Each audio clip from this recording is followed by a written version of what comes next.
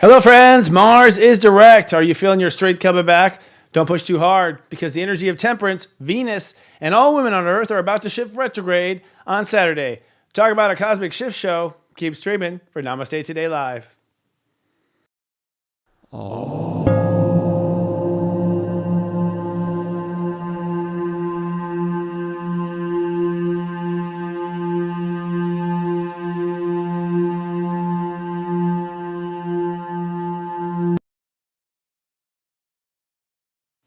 Hello to my galactic family and earthly neighbors. Welcome to Namaste Today Live. I am your host, cosmic comedian, also known as the Sensei to Serious Joy, Christopher Witecki.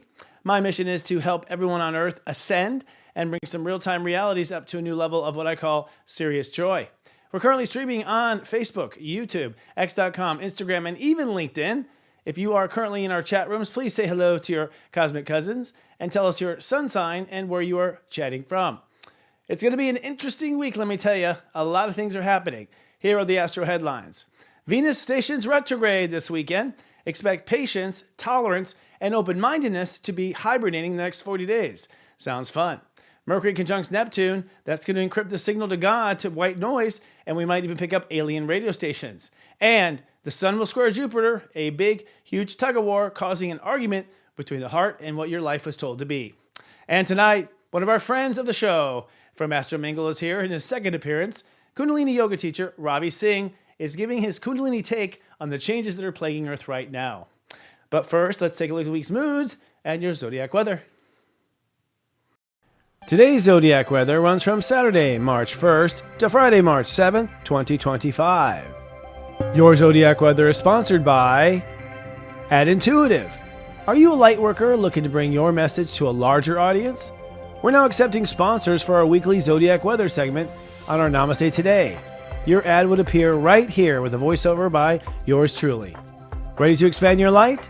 Contact Jenny at adintuitive.com for more information or to book your spot today. Taking a sneak peek at the weekend forecast. As we look at the weekend, we see that we come into integrity with spirit and then stretch out to the unknown. On Saturday, it's sunny and accepting.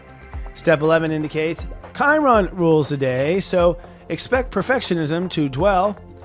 Your psychic senses are sensing an embodiment of a new reality, and that God universe has become reality. The emotional tone begins sensitive with the moon in Pisces, but then sharpens up to strength when the moon shifts to Aries. Early in the morning, your thoughts will become quite clear on your direction of your spirit, with Mercury conjoining the North Node, but things go really soft around 7:36 p.m. Eastern when Venus stations retrograde for 40 days.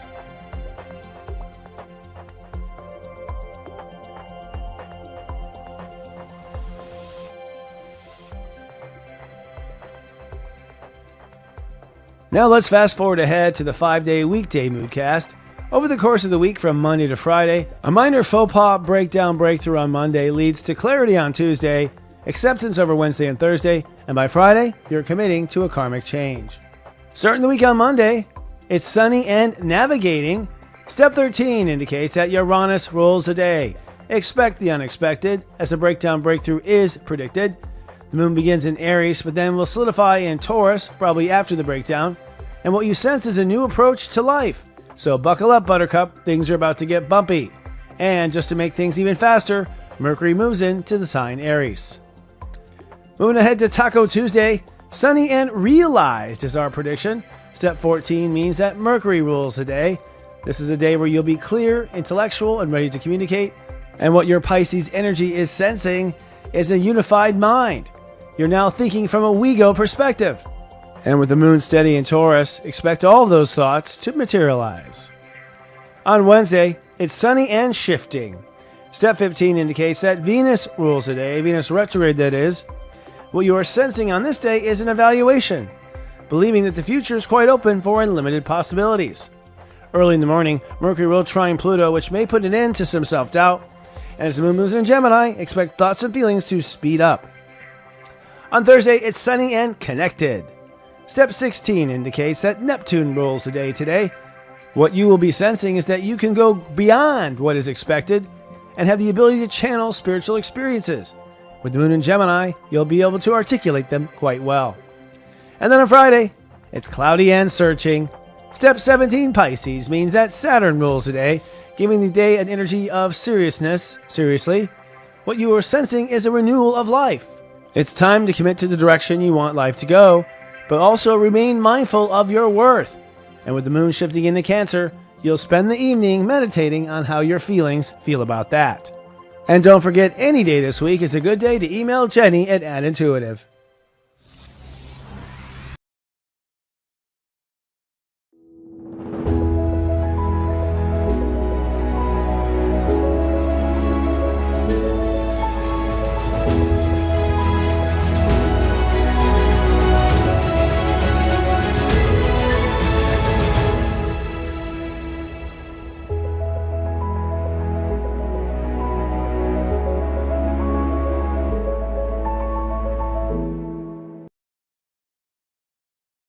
Having a hard time with love lasting long enough? How often is your first date your last date? Have you noticed that your relationships last no more than 2 days? They say love never lasts, but in your case, it doesn't even start. Your birthday is a secret soul security number. We know everything about you, how you love, how you lust, and how you like to be lusted by. In one video, you'll understand what you're looking for in love and what you offer. Secrets of Birthday is now available at Secrets.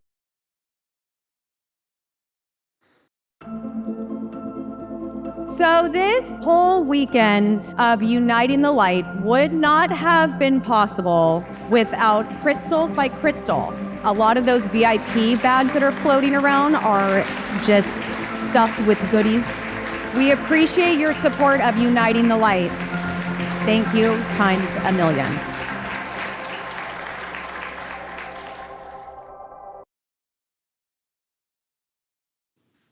If you're watching on YouTube and our Serious Joy flagship channel, which is youtube.com/Serious Joy TV, please be kind and do subscribe so the network will be notified every time there's something going on. Also, if you're watching on Facebook, X, Twitter, or Instagram, or even LinkedIn, please hit the bell button or the like button so that you will also be notified, or at least you'll be noticed that you watch the show on those platforms. Namaste Today Live is actually sponsored today by Unite the Light 2. We showed a couple things there already, some sneak peeks, but actually to help talk about it tonight, we thought we'd bring on a quick little guest here, which is going to be the executive director of the new show, Neetu Aulakh. Let's see if she's here. Hey. Hi, Christopher. How are you? Good. How are you? How are you doing? Have a good week? Yes. Wonderful. Nice. Well, I saw you at the first show, actually, because you were constantly bringing me waters and stuff. I wanted to take care of you. She did, and ended up becoming our director this year. So we're really excited to have you. But you were a spectator last year, and you're the director this year. Can you give us some tips or clues or insight as to what's going to be different this year than last? Well, we're having a lot of special surprises for everyone, and we're going to have a really great time. We have some amazing speakers, some panels, and this year we're adding on an extra day, a secret day at the end that everyone was asking for last year. So it's going to be an amazing 72 hours. I love it. A secret day. I'm excited for that secret. Well, what's the one thing you think will blow people's minds the most, though, this year or last year? What would you think as well? Well, last year we had an amazing gala dinner where we all got to hang out. And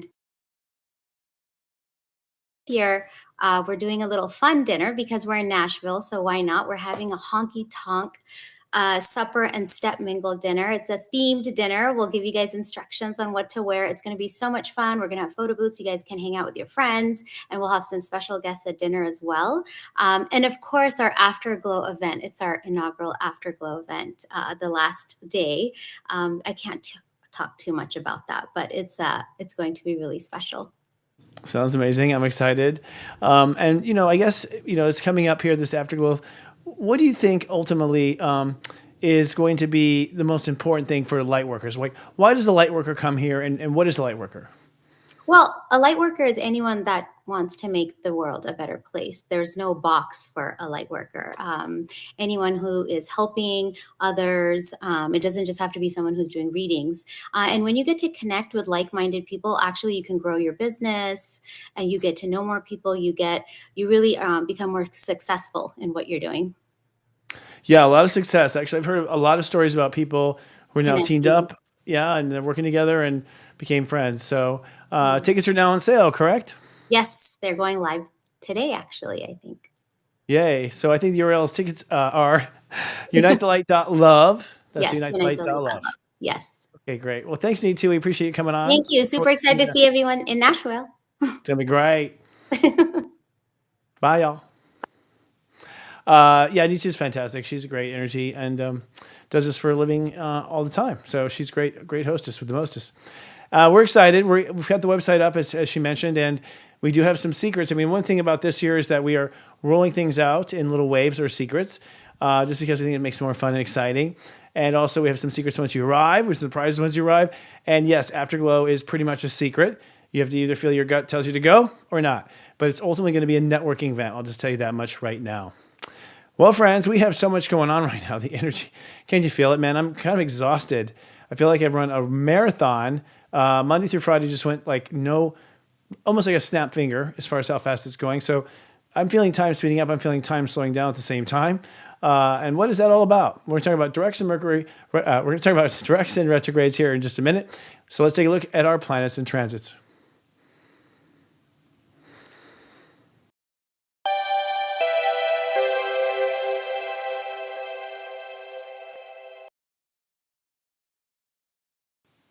Hey, oh my goddess, what a week, my goddess.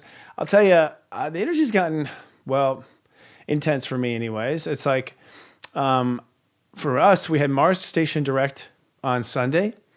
And I'll tell you right now, I saw conflict happening right away. I had conflicts, knowing of conflicts going on, like in my own world, I'll just put it that way, as of Saturday night, it came into Sunday. And this whole week has been kind of jittery, kind of nervous, as Mars is finally station direct in Cancer. I have to tell you, I really did feel the retrograde. I don't know about you. I'd like to know in the chat how many people actually felt that retrograde now that it's direct. But I was falling asleep all the time with Mars retrograde. I was having a hard time staying awake. I was dragging. Then this week I found myself short of breath, a little hyperventilation, like at times, having a hard time keeping up, like just my nervous system just on double time. And also this feeling of impatience. I hadn't realized how much judgment comes from Mars, because a lot of judgment came on, like a lot of self-judgment, a lot of self-criticism. Of course, Mars for me is my 12th house, so it's my karma and what I have to face. It's different for all 12 signs, but Mars direct, I think, was probably one of the most intense shifts of Mars I've ever felt. Mind you, it was retrograde way back before Christmas. And so we spent the whole first part of this year really without our aggro energies pointing us direct and moving forward. So, you may find now that you are motivated, finally. Mars in Cancer means that it's now time for our ego to respond differently to feelings. And Mars station direct at 17 degrees Cancer, which is a net 8, which is I decide, which is Saturn. And so ultimately, you most likely came back with a plan or an agenda or a commitment to respond differently. Now, I had found that when Mars was retrograde, I can't tell you how many people set me up. Seriously. And some really did set me up. To be honest, I just had some shiesty behavior from people. Like I saw a lot of people's egos come out. I saw the dark side of a lot of people that I hadn't seen before, or at least the shitty side. And some people were kind of aggressive and kind of mean that I had never seen before. So I saw the dark side of Mars. But I also was easily set up, like, if you poke me in one of my sore spots, I would overreact. I would say something I didn't really want to say. I didn't really mean in my heart, but my ego meant it. And so I found myself apologizing more than not for what I said or how I reacted, because I was caught off guard. But I did find that, like, I had these, Cold War systems that were firing off from my childhood, and, really anger with my parents, or anger with people, situations of growing up, that I was projecting onto those people who were triggering them. So it was an eye-opening moment, I think, for me, and I hope it was for you. And it's ironic because God and the universe is not giving us a break. Come Saturday, Venus will retrograde. Now, Venus will also retrograde for about the same period. This time, she starts in Aries at 10 degrees Aries, and she goes all the way back to 24 degrees Pisces. She won't station direct until mid-April, but she will be retrograde for the rest of our Pisces season. And what's interesting is that what I've been coining this whole month is basically the me-go versus the we-go. Because it's my belief that human race is basically letting go of our original survival ego. I think this has been a long process. I've talked about it for years. If you've watched my show, I talked about the winged ego was the version where we're kind of lightening up with Uranus and Aries and different varieties of it. But this time I really feel like we're getting an upgrade. There's a lot of reasons for it. I can't go into all of them. One of them has to do with human design and some of their beliefs. Another has to do just with what the planets are doing. We've had Saturn go through Pisces. We've had Neptune go through Pisces. It doesn't get more thorough than that. Only Pluto, which won't happen for a long time. So that tells me that we have matured as much as we possibly can when it comes to our spiritual consciousness. And so what happens when you upgrade your spirit? A new ego has to be reborn. An ego based on or forged on those spiritual intentions. That's what the ascendant is. The ascendant is the creation on earth of the 12th house cusp's intention. So it's basically to heal that spiritual part of us using the next sign is how it sort of goes. So I believe that we are forging a new ego. And from what I can tell, this is a duality ego, which is why I call it the we-go. Because I believe that from this point forward, we will always use the word we. We'll always think of two, at least two. Now that two could be you and your partner. And so you think of life as a we with you two. It could mean that you and your child. But it could also mean that, you and your neighbors, you and your community, that sort of thing. For a lot of light workers, I've been saying that this is probably you including yourself or putting yourself in the equation is important. So you're not just going to help others, you also include yourself. That's pretty big. And I think also even for people who are still low vibration, they're still not going to really see their life getting any better without someone else fixing it, okay? Which is the projection of their power onto others, but it's still from a we perspective. They might have been more isolated before. So I feel like we're moving to a plurality consciousness. I feel like we're moving to a new way of connecting. And what's fascinating is Mars, which is the ruling planet of ego and the ascendant, just went backwards through Leo, what our heart wants, and how we respond to feelings. Now Venus starts at step 10 Aries. And by the way, step 10 Aries is the line between the inner we-go and the outer we-go.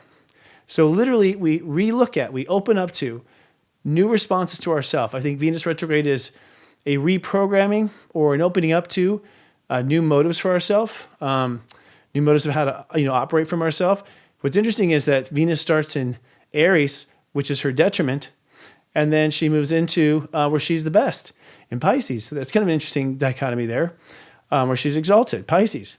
So it really goes from a low vibration to high vibration.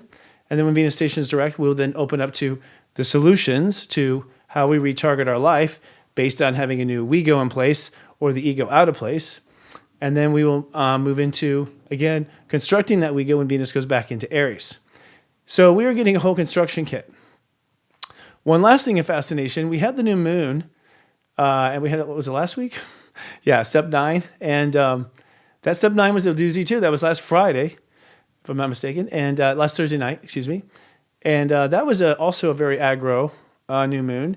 It was a tiring new moon. I noticed that I had a hard time staying awake. I think Mars retrograde made it difficult. But you may not know this, but we had five step 9 new moons in a row, going all the way back to Scorpio. So for 5 consecutive months, we've been instigating new motives to our we-go, new motives to make ourselves be motivated on the inside, and be motivated, I think, by what we've learned or what we hope for versus what we're trying to avoid or what we fear. And so this last one with Pisces was the installment of the new spiritual program. And then the next one will be 9 degrees Aries, and that will also be an eclipse. So ends with a bang. And I think that will be the birth of the new we-go. I also feel that that will be a time when things on Earth start to get a little more tense. And that's the last thing I'll say here in this opening is that we really got to use temperance, folks. We got to take some time. Because when Venus is retrograde, usually it's not right around when Mars had just stationed direct. So people are impatient. They're out of practice with their power and their strength. They've removed a lot of inner obstacles. People have gotten courageous. They've removed certain things that keep them from speaking up. And so, without Venus to give you a timeout, or at least count to 10, I think Mars could go too far and push us a little too far. So we have to be careful. I think some people will be a little bit of time bombs. And one thing I've noticed since Mars is stationed direct, a lot of self-sabotage. So a lot of people have been showing their true colors. They sort of overreact to a point where you can't unsee that. And it causes a lot of shift in the narrative. So I do think there'll be a lot of narrative changes going on, which means people quitting, people starting, people moving, people, whatever they're destined to be. And it's one of those times where, with the North Node in Pisces at 29 degrees or 28 degrees, and Neptune in Pisces also, and we also have at the same time Saturn in Pisces, it's going to be pretty hard to avoid fate. In other words, the universe will try and try again to make sure you're on that bus or you're out of that place. And I find that when people don't pay attention, it escalates to a more and more severe degree. So be careful. There's been a lot of illness, a lot of accidents I've heard of.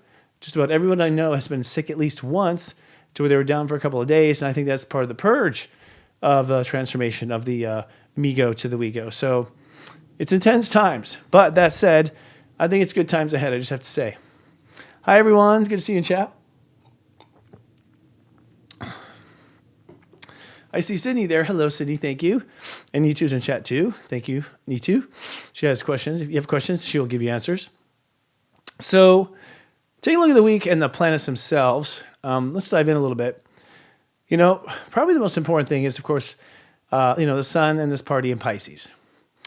And one thing I've noticed, is that the sun. One thing I've noticed is that, this time the sun in Pisces is actually a relief. I've had a lot of people tell me that. I mean, Aquarius was really electric. A lot of excitement, things bouncing off the wall, a lot of ideas coming to fruition, kind of what if possibilities, a lot of dreaming. And the sun went to Pisces and suddenly boom, you sort of felt a lot of what we hadn't been feeling.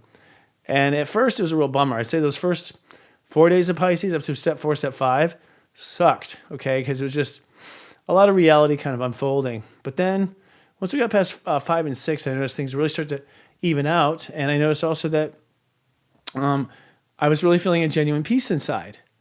And I don't know about you, but I'd like you to check in with yourself. I kind of feel like I'm over it. Not in a bad way, just like a nothing burger. A lot of what's coming up just doesn't upset me anymore like it used to. I just don't. I go there, I go back again, I think about it again. I'm not upset. So I definitely can report that I have been clearing. I mean, I feel some real clearing. And these are of issues that I've had going back to childhood. Now, I will say that I've been tested on just about every issue. I mean, the tests have come up big time. So if I had a theme of betrayal, I've had that come up. Robbery, I've had that come up. I've had all sorts of stuff come up. And it was, each time I was okay.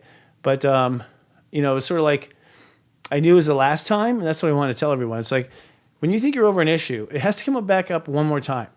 Because only when it comes up that last time when you go, I don't really care, I just don't care. That is really the graduation. So the mistake is to fall into sort of judgment of yourself that it's happened again. Because the whole point, I think, of karma is not for it not to happen again, but for you to respond differently when it does. Then when it does, you have no reaction. So we've gone through all the elementary degrees of the sun in Pisces. As we start today, we're now moving to step 11. And into tomorrow will be step 11. Step 11 is when we come into integrity. It's when we come to the embodiment of spirit. It's a Virgo degree. And then we go through this next week, basically, examining our new spiritual inner self to the world we have created. So this is a week where, the world might let you down, or you might be let down to realize that some things aren't going to last. Relationships, jobs, programs, projects, you're just going to see that it doesn't make it for the cut. And, to some degree, once you're so clear about who you are on the inside, it's sort of impossible to ignore some of the stuff you were able to ignore before. I know, for instance, that when I'm dealing with my own flaws, I'm really patient and compassionate to others about theirs. I give them as much time in the world because what I'm giving them is what I want to have for me. But I've noticed also that when I finally, dug in and did the hard work, that when I see people caught in the same stuff, it's been real hard for me to remain neutral and keep my mouth shut because, I don't know, I guess it's just a selfish thing, but you'll see that ultimately you probably don't have any more patience for certain things going on around you, and no judgment, but we don't have to live in that space anymore. So this will be the week ultimately where I feel you'll ultimately decide by the end of the week, by Friday, that some things are not going to last, and some things are going to last. There's also been some surprises. I have to tell you, living here in Palm Springs, I try to get out at least once a day, and go around. Very nice city. I have a good time here. And people are super friendly. I talk to them. And I've made some friends, a lot of friends. I've been meeting a lot of people that I think to myself, I'm going to stay in touch with this person. And I've heard that also coming from other people and their stories. So we're being introduced to the new crowd and the new colleagues. So it's exciting, and you will have as much new as you have loss. So don't be too worried about that. Now, speaking of loss, the sun is in Pisces, and so the earth is in Virgo. And with the south node in Virgo, it means that there will be a lot of breaking down. So reality is breaking down. And I thought it would be literal, like, my car breaks down, or, my house breaks down, the water heater breaks down, time for a new one, that kind of thing. What I'm hearing are different reports that people's perception of reality is breaking down. They're losing things that were cornerstones to their life, or just definitions of how they define their life or define themselves. And so they're reporting that, there's a day or two when it happens that they simply don't know what to believe. They don't know if they're on the earth they thought they were on. It's a bit more extreme than I had anticipated, and a bit more intense. But I think it's because, this time, we're not just doing a small breakdown. We're actually breaking things down at the foundation, and we're ending long cycles with ourselves. So I've been saying it over and over at Serious Joy. If something is collapsing, don't try to save it. Let it go. See if it stands on its own. This is not a time to try to spend a lot of time or money to save something that's collapsing, because at this point, I would think it has no choice but to be reborn. So with the sun, we go from 11 to 17. What's fascinating is this week, Neptune goes from 28 to 29. Now, 29 Neptune is Neptune and Pisces is pretty crazy. I mean, I wasn't there the last time it happened, which was right before the Civil War. But it's when you don't know what to believe. I mean, my guides are telling me that we're saying kind of like that the God signal will be scrambled now. Scrambled as like they do in the military and stuff like that. And what we mean by that is that 29 has the capacity to tune into any frequency in the whole universe. It's sort of a magic number. Anyone who's born 29 degrees Pisces, intergalactic, interdimensional, all sorts of possibilities. 29 Aquarius will be the same way. And what it means is that we're going to be sort of in and out of different dimensions, with Neptune sort of giving us the doorway to push the envelope. I think what we're being invited to do is either bring in higher energy into the earth as it is, so to download some really high vibration energy, or to raise the ceiling in some cases. And when I say, why is it so hard? Well, humankind has decided to not be compassionate, to try to create ownership over God, these types of things that we've been stuck in. And so it's going to take, short of a miracle, or Neptune at 29, the miracle degree, Pisces, for those things to happen. It's also where people who are radical will go too far.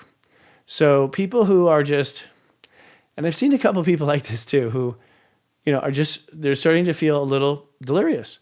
They're just not on the same page. They're just clearly not on the same page, and not on the same planet either. And I've been seeing it build in these people for a while. I'm not going to speak to who they are, obviously, but people I love and care about, but it's just sort of gone a little bit too far, I've noticed. So I think we have to all take a couple steps back. If people are going to kind of go off the edge in that regard, don't get too close, start trying to stop that. They've got to go through what they're going through. In some cases, I think people are popping through timelines and popping through dimensions. I know one person where dimensions opened up without him asking, and he's been really having a hard time with that because it's freaking him out. So there is some of that phenomenon going on. You should know about it. And what you want to do is just, be there for your own feelings. 29 is to respond to your feelings. But it also means that you have to kind of double check to make sure you're talking to your guides, because it's very easy for other parasite type of energies to latch on to messages, to hear God one way, but thought you heard another, that kind of thing. So be extra careful, extra conscious. In the same regard, Saturn this week goes from step 20 to step 21. That's a big deal, because step 21 is when it starts to get fun, but it's also when the new narrative comes in. So I think by the end of this week, you're going to start to realize, this is where my life is heading. This is the legacy I think I'm moving towards, or this is the mission I think I was supposed to do. I think for a lot of people, they already knew what that mission was, and so this will be a confirmation. For myself, there's been a lot of new details I never anticipated, so a lot of surprises, and we're just getting started, frankly. What Saturn at 21 does is allow us to believe in different possibilities, and some of it's due to the fact that we couldn't see, there's a blind corner, and some of it's due to the fact that it's progressive. You have to be high enough to see these types of things. I think also it'd be dangerous to know beforehand. So a couple of things that I realized today, if you would have told me that in my 20s, Wouldn't have tried. Would have given up right then. So I think sometimes we hide information from ourselves because as a young person, we're just not ready to handle the consequences. And we're seeing it in different ways anyways. Now, Mercury this week will go from 26 to 4 degrees Aries. And this means that the mind is going to go ahead and make preliminary plans for what our mission is. But here's the irony. Remember, Venus will go back across this 26 when she retrogrades. And so, we will, I guess what I'm saying is you have a lot of chances to change your mind. So go ahead and make your plans, throw down your intentions to see how the universe responds to them. But don't be stuck on them and realize you're going to have a lot of options to make changes. The North Node is at a steady 27 degrees for, I think, the whole month of Pisces, if I'm not mistaken, which is a lot. For one, that's a net 9. That means that we are moving forward with all of our new spiritual mission, moving forward with a new spiritual legacy. These are things that I think we made as decisions in the company of heaven. And with the South Node at 27 Virgo, it means that we're also wrecking ball, tearing things down. So things are falling apart. Again, I would not jump in front of them to save them because it would be a problem. Excuse me, that was Venus, right? Is that Venus that was there? My bad. Got that wrong. All right, so moving on to Aries. No, that was correct. It was Mercury. In Aries, we have good old Chiron. And what we have is we have Venus in the early degrees and we have Chiron in the high degrees. And notice that they both have zeros at the end of them. What that does is create unlimited possibilities when you have those zeros, because zero is you projecting space so that you can have something appear there later. So to manifest, we have to hold space for it. We have to tell the universe, hey, move aside, I want something there. And so Venus at 10, well, 10 is the ego line, because 9 is the edge of the ego. 10 is like your skin, and 10 is like your flesh, and 11 is like your skin. And so ultimately, 11 is the edge of our body. And so everything from 11 inside is our inner self. Everything from 11 to 0 Aries is our ego energy, our survival energy. And so with Venus retrograding through the space, we're literally going to open up to new ways of surviving and reprogramming these core motives. And that's another way to look at it. I don't think that survival is going to be our core motive. As robots pick our fruit, I always like to say, and become our mistresses, we're going to probably be having a lot of time in our hands, and our ego is not going to be concerned with survival or being able to be okay. From what I understand, that's the way it was in Atlantis. They had forgotten the idea that they couldn't be rescued.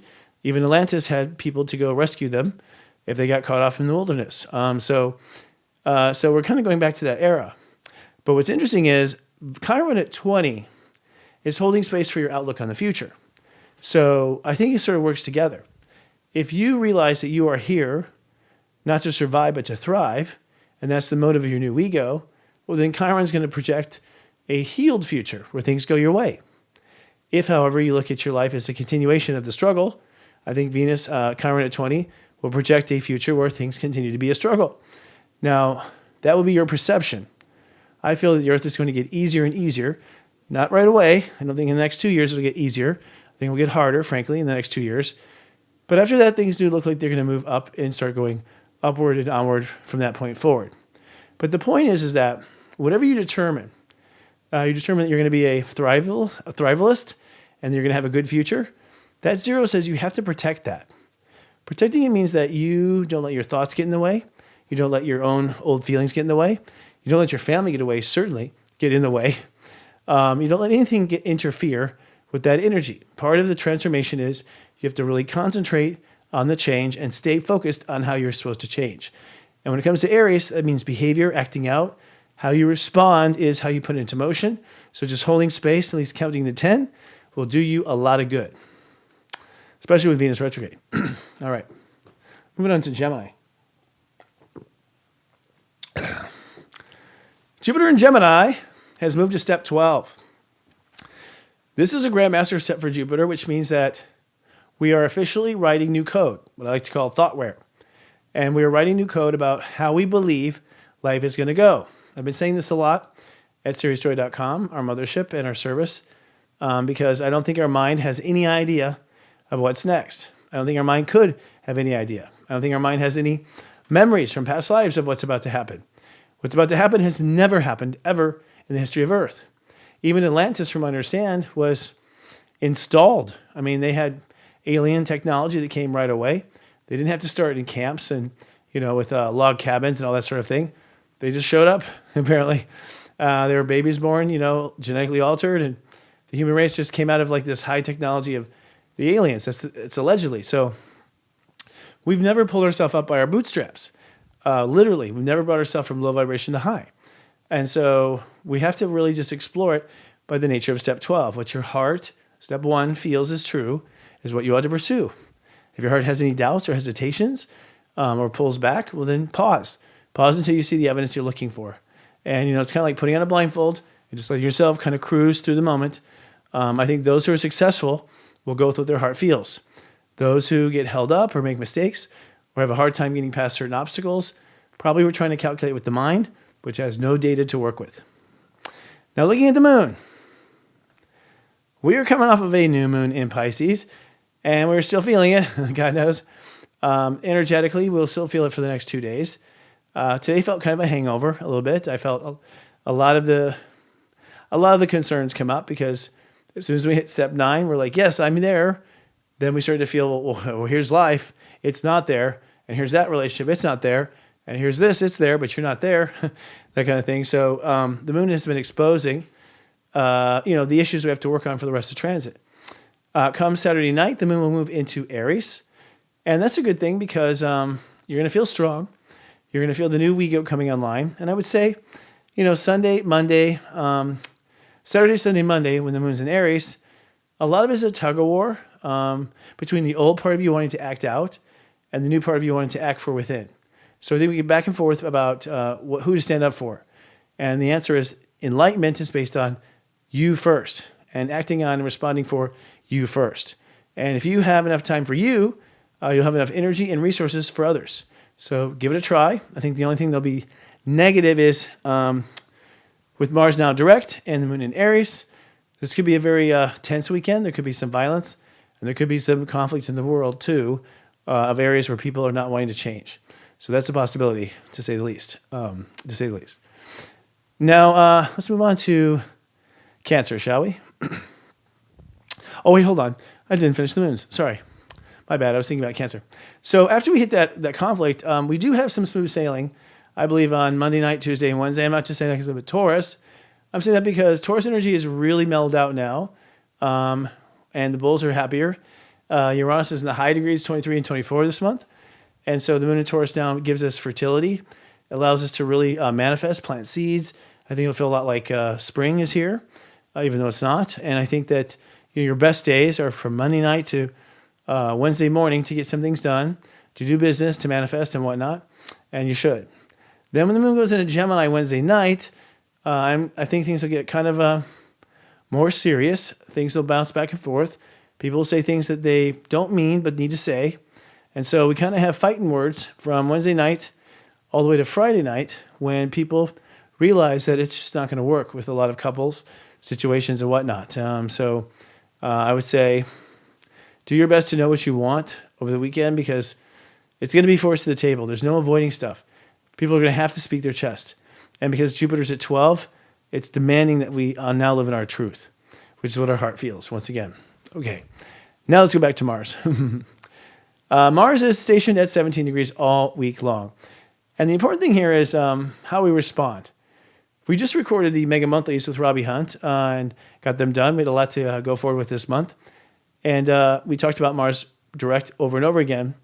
And what we concluded was that you most certainly cannot come to the table with your own upset feelings.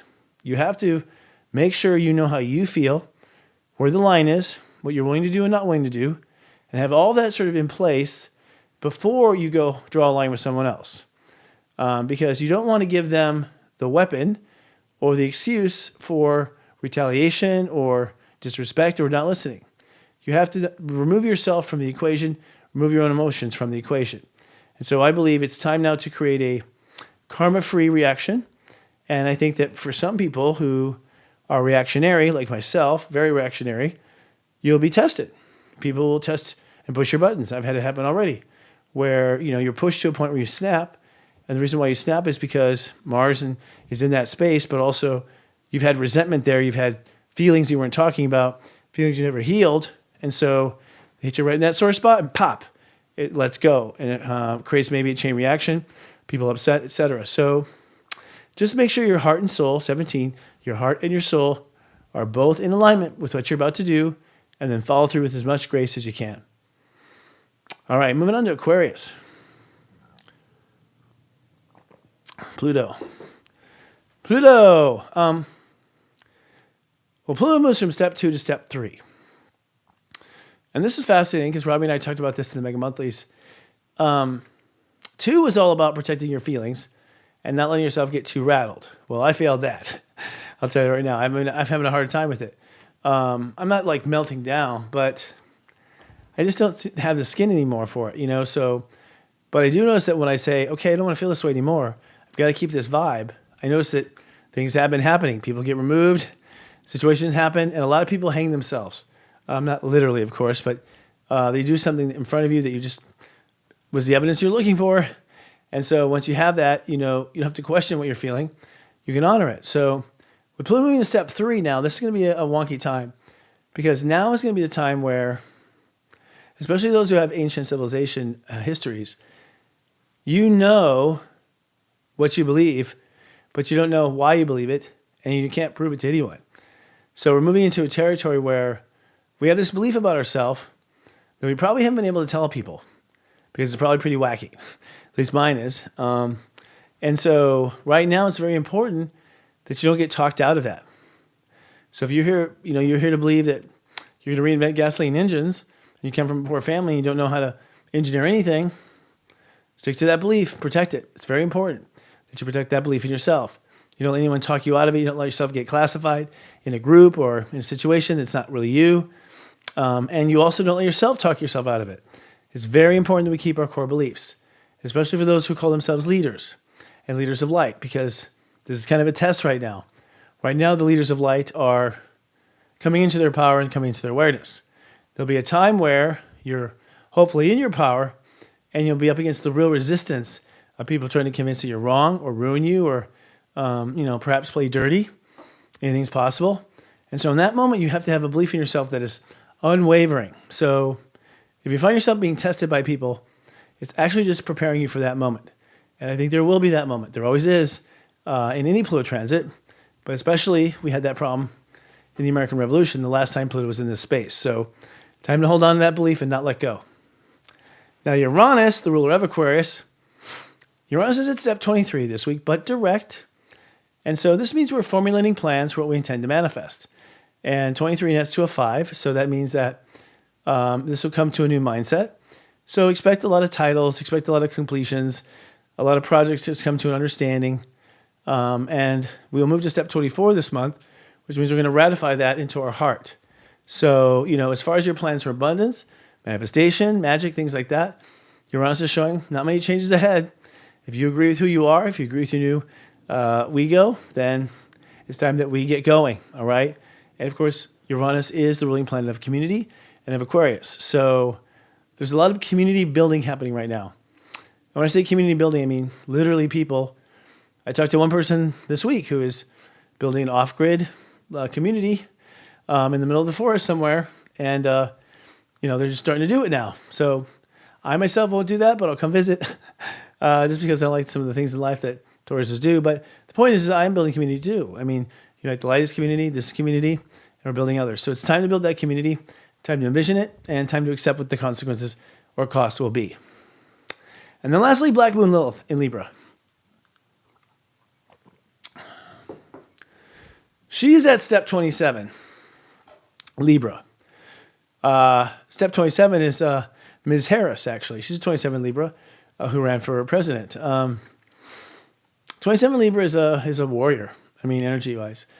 But what it is also your enemy.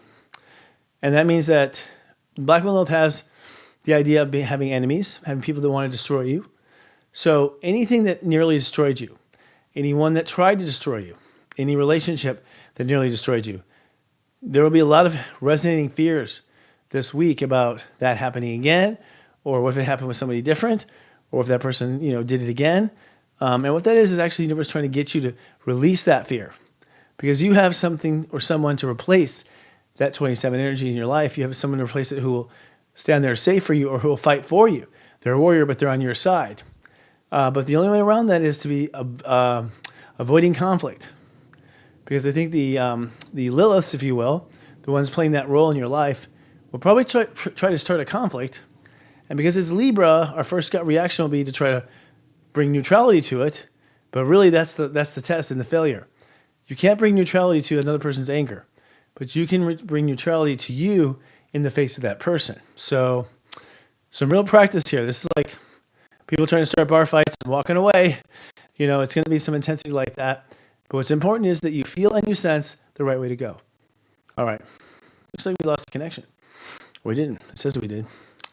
We'll test it out. All right, folks. Well, that is our planets in transit. So now the question is, how will this affect you? Go steep yourself some tea, and let's have our weekly tea time.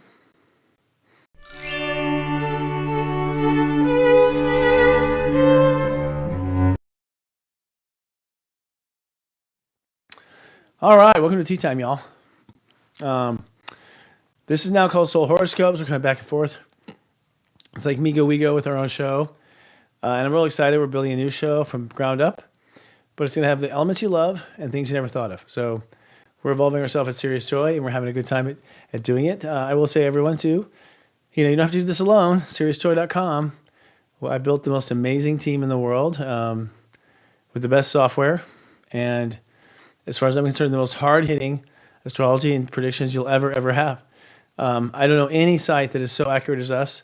When I say accurate, I mean you get that text message and you're like, how does that mofo know? How does he know? Well, we've got formulas. We've cracked the code in some regards. And now we're looking for quantum codes, so we're going higher. But it's a great service.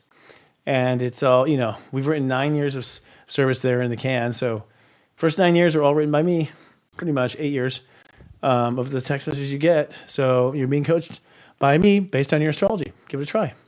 Not to mention our wonderful faculty and friends. So this week we're going to talk about a lot going on. I mean, this is going to kind of feel like a car wreck in the sense that we got planets stopping, got planets going backwards, and we got conjunctions and squares, oh my, basically. The 4 areas actually we thought we'd talk about is, first of all, Venus retrograde. Venus retrograde's on Saturday. She goes from 10 Aries down to 26. It's 26 or 24? 26 Pisces. So she basically, opens up to a new way of responding to yourself. Like, maybe I don't have to be the jerk. Maybe I don't have to do it this way. Maybe I don't have to do it that way. Maybe I can just be completely original to myself. I was coaching someone just the other day, and they realized, they didn't want to be a CEO, but they didn't realize they could change the definition of that. You don't have to be a CEO according to the way CEOs are. You can be a CEO the way you want to be a CEO. And so it was like, well, wow. Yes. I mean, we've always had that freedom. We just didn't know we could take it. So, Venus is saying, open up. There's other options than you've never considered because you were afraid, you were in trauma, you were hurting, you were closed down, you weren't supported by yourself, all kinds of reasons. But in each of the 12 signs, there's a place where you need to open up and consider other things. Then we have Mercury conjuncting Neptune and the North Node this week. And that is the mind getting on board with the spiritual plan. And it's funny because, as a person who does readings for a living, I always think I know what the guides are going to say. Even to this day, I'm like, I know what they're going to say. And then what they say is often a surprise. I'm like, oh my God, I never thought of it that way. Like, I learn from doing readings. And I've learned that logic and intuition are not the same things. And earth logic is pretty stupid compared to heaven logic because heaven logic really hits like 20 birds with one stone. And earth logic is usually just my bird or maybe my neighbor's, right? So this week, you're going to have a conjunction in Neptune and the North Node, both within a 2-day period. And that's going to be a little bit of a signal fry. I think that technology could certainly go offline for a minute. You could lose connections to things, log out of things. But also you could be, if you go off on a tangent the wrong way, you could really be deceived and go down a path and direction that you never meant to, and it could change your life forever. So you got to be careful. It only takes about 30 seconds to ruin your life in some rare cases. So you really listen to your intuition, you got to pay attention, but also in the same sense, it's also going to be an eye-opener. A lot of people I know are getting like crazy affirmations, crazy literal affirmations, where they're experiencing something they saw, or it's playing out exactly as they thought, just like can't even write this shift kind of stuff. But at the same time, those who are disconnected from their source will then use that creativity of the Neptune and Mercury to then create their alternative version. So source energy is source energy. It can create anything. And so it allows people who are disconnected to go too far. And in some ways that's good because you need to know right now who's on, who's not. But in other ways it can be bad because it's dangerous and people can go too far and inadvertently hurt people they didn't mean to. Then we have the Sun squaring Jupiter this week. Now, this is kind of an arm wrestling where the Sun has its heart's intentions. Really, the Sun is always right, especially this conjunction because the Sun will be at Sep 12. So the Sun will be standing on top of the integrity piece that we just built in those first degrees of Pisces. So I think the Sun will be mostly correct. But what's complicated about the Sun is the heart sometimes has bitterness or it won't reveal a timeline. So it's like, hey, you're supposed to go date this person? You are, but your heart doesn't tell you for only 2 weeks. You know what I mean? Like it doesn't tell you it's got an abbreviation on it.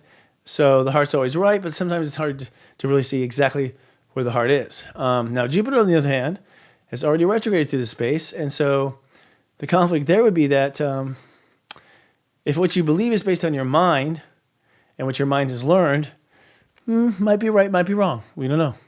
Because the mind can be misprogrammed. It can be brainwashed. It can be misled. If, however, you're looking at your truth from what your heart feels is true, the Grandmaster Step of 12, then I would say that you are correct. And if you find the Sun and Jupiter are both correct in both areas that they're pulling on, it means that you have to find a way to make them both happen. And I think in most cases that's the case, that they're both on the right path, but how do you do this and this at the same time? And the answer is you don't. You take turns, move things around, change schedules, that sort of thing. And then lastly, Mercury ingresses into Aries and trines Pluto, squares Pluto. And what this means is, trines, thinking of Pluto and the Capricorn now. It means that there's going to be a moment where Mercury gets a little aggressive. And it gets aggressive because it hits into Aries. So our mind can just run away from things. But also that Pluto energy says, hey, you got to put some boundaries on this now. Some boundaries to protect your beliefs. So for each 12 signs, I'll be talking about where you need to protect your beliefs from your mind so that the Pluto energy will help you, not hurt you. All right? All righty. Whew. Excuse me. Getting all ready to go. Starting with the Aries. Aries, first of all, you're having a birthday come up around the corner and you have the Sun in Pisces right now. So, you're putting the final touches on your faith and your faith in yourself. So realize that it will take all month to come into that. So it's okay to not know right now. It's totally okay. But you are going to be looking at new ways of responding to yourself. So maybe in the past you blamed yourself, got mad at yourself, abandoned yourself with alcohol or something like that. You need completely new options. I would say get 5 options and 2 of them should be completely new. New ways to respond to the old way. And this is how to respond to yourself. Letting it go, giving yourself a reward, telling yourself you love yourself instead. Like you need to get out of those behaviors. And the thing is that because you rule the ego, you're really good at training yourself and having behaviors. You're really good at automating yourself and just like in an automated way following through with behavior. So the darker side of that is that when you try to change, all this habit comes forward and kind of gets in the way. So it's a lot of, letting go of the old way of doing it, stopping and having yourself do a new way. Now, with Mercury conjuncting the North Node and Neptune, it means that your mind is going to come to realize, I think, something at least important about your mission with God. And when we say mission with God, we usually mean that it's something that only we can do, something that we know we have it in us, we know we have the talent. We may think that we're the only one that understands because we would be such a unique blend of people or situations or talent that no one else could. And if that's the case, what you're feeling is right. So, I think it's okay to go too far and then recorrect. So quite often I'll have like these like woohoo moments where I'm like, I'm next, I'm the second coming, or I just reach this total high. And then the next day I'm like, okay. It kind of comes down back to earth. And that'll be part of what Mercury and Neptune is. So it's also an excellent time to connect to God and to develop a channel, or channel as in channel from God, or to, develop a new interest connected to the heavens. The Sun square Jupiter for you will be your heart telling you one thing about faith and karma, and your wisdom on earth telling you another. And so it'll be a conflict between your mind and your faith. And I think both are correct, but you have to find the nuances between the two. Remember that feelings do come before thoughts. And so if you get a strong feeling, you should probably go with that first, and then let the thought come second. Make the thought surrender to the feeling, not vice versa. And then the Mercury into Cancer, trining Pluto. This is a time where Mercury into Aries, I said that? Mercury into Aries. Your mind and your... So the danger here, just one thing I put out is like, once Mercury goes into Aries, the only thing that the ego has a culprit, like a co-conspirator, is the mind. So the mind will be like, are you going to let them get away with that? Are you going to let them talk to you like that? The mind will egg us on. So you become a little dangerous about that, and it's going to get you in trouble. You want to learn the good way, not the hard way. But with those two working together, you can say something you regret and kick off a whole firestorm of karma. One thing I can tell you is like, welcome to the club. Seems like I am the person that starts a lot of the karmic fires. I guess because I'm the one that teaches it. I don't know. Moving on. Taurus. Taurus, you are, in the Venus retrograde, opening up to having faith in yourself for different reasons. All right? And this would be for how you feel, but also maybe what you come through, but also maybe what you sense that you didn't sense before, but also maybe what you know, but we're not willing to accept or admit to. That's been a lot of my faith, is like, once I was honest with myself, and it was easier this time, because the consequences. My fear was always like, I'm going to hurt so many people, or I'm going to hurt, people, they'll be disappointed. They were hoping it was this.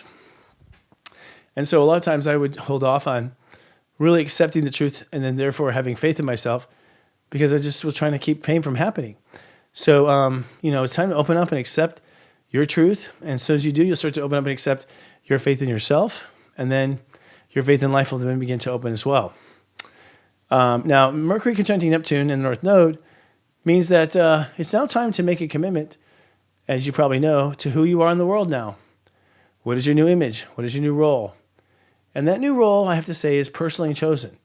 You already had a message or a powwow with God or the angels, and it's already been explained up there. This is you now seeing it on earth and what it means, accepting that role. So you're getting your mind behind your ambition needs. You're getting your mind behind what's going to be necessary with the North Node. And then Mercury's going to probably offer some surprise information for everyone. We're going to have surprise last minute information that they couldn't see before because they weren't high enough up on that totem pole. Now, the Sun square Jupiter means that what you want to do in society and whether you have the money, they may be in conflict. And so back and forth between the money and the funding and the mission itself. And the answer is both. You're meant to have both. But you might have to stop one and start another, or slow down one and speed up another. Just be willing to be flexible between, deadlines you have for the world, or that you feel like the world has for you, and the finances or money to make it happen. Excuse me. And then lastly, of course, the trine into Pluto, or the trine in Mercury moving into Aries, says your mind must now basically support these new issues of faith in yourself. And the truth is, if you interview the mind, it won't have the evidence. It'll say it could go that way, it can go this way. And so in order to get this done, you have to tell the mind, stay with this. Deliberately ignore this other stuff. Because if it's the old stuff, it's not going to apply. If there's no evidence, then it's not going to apply. Moving on.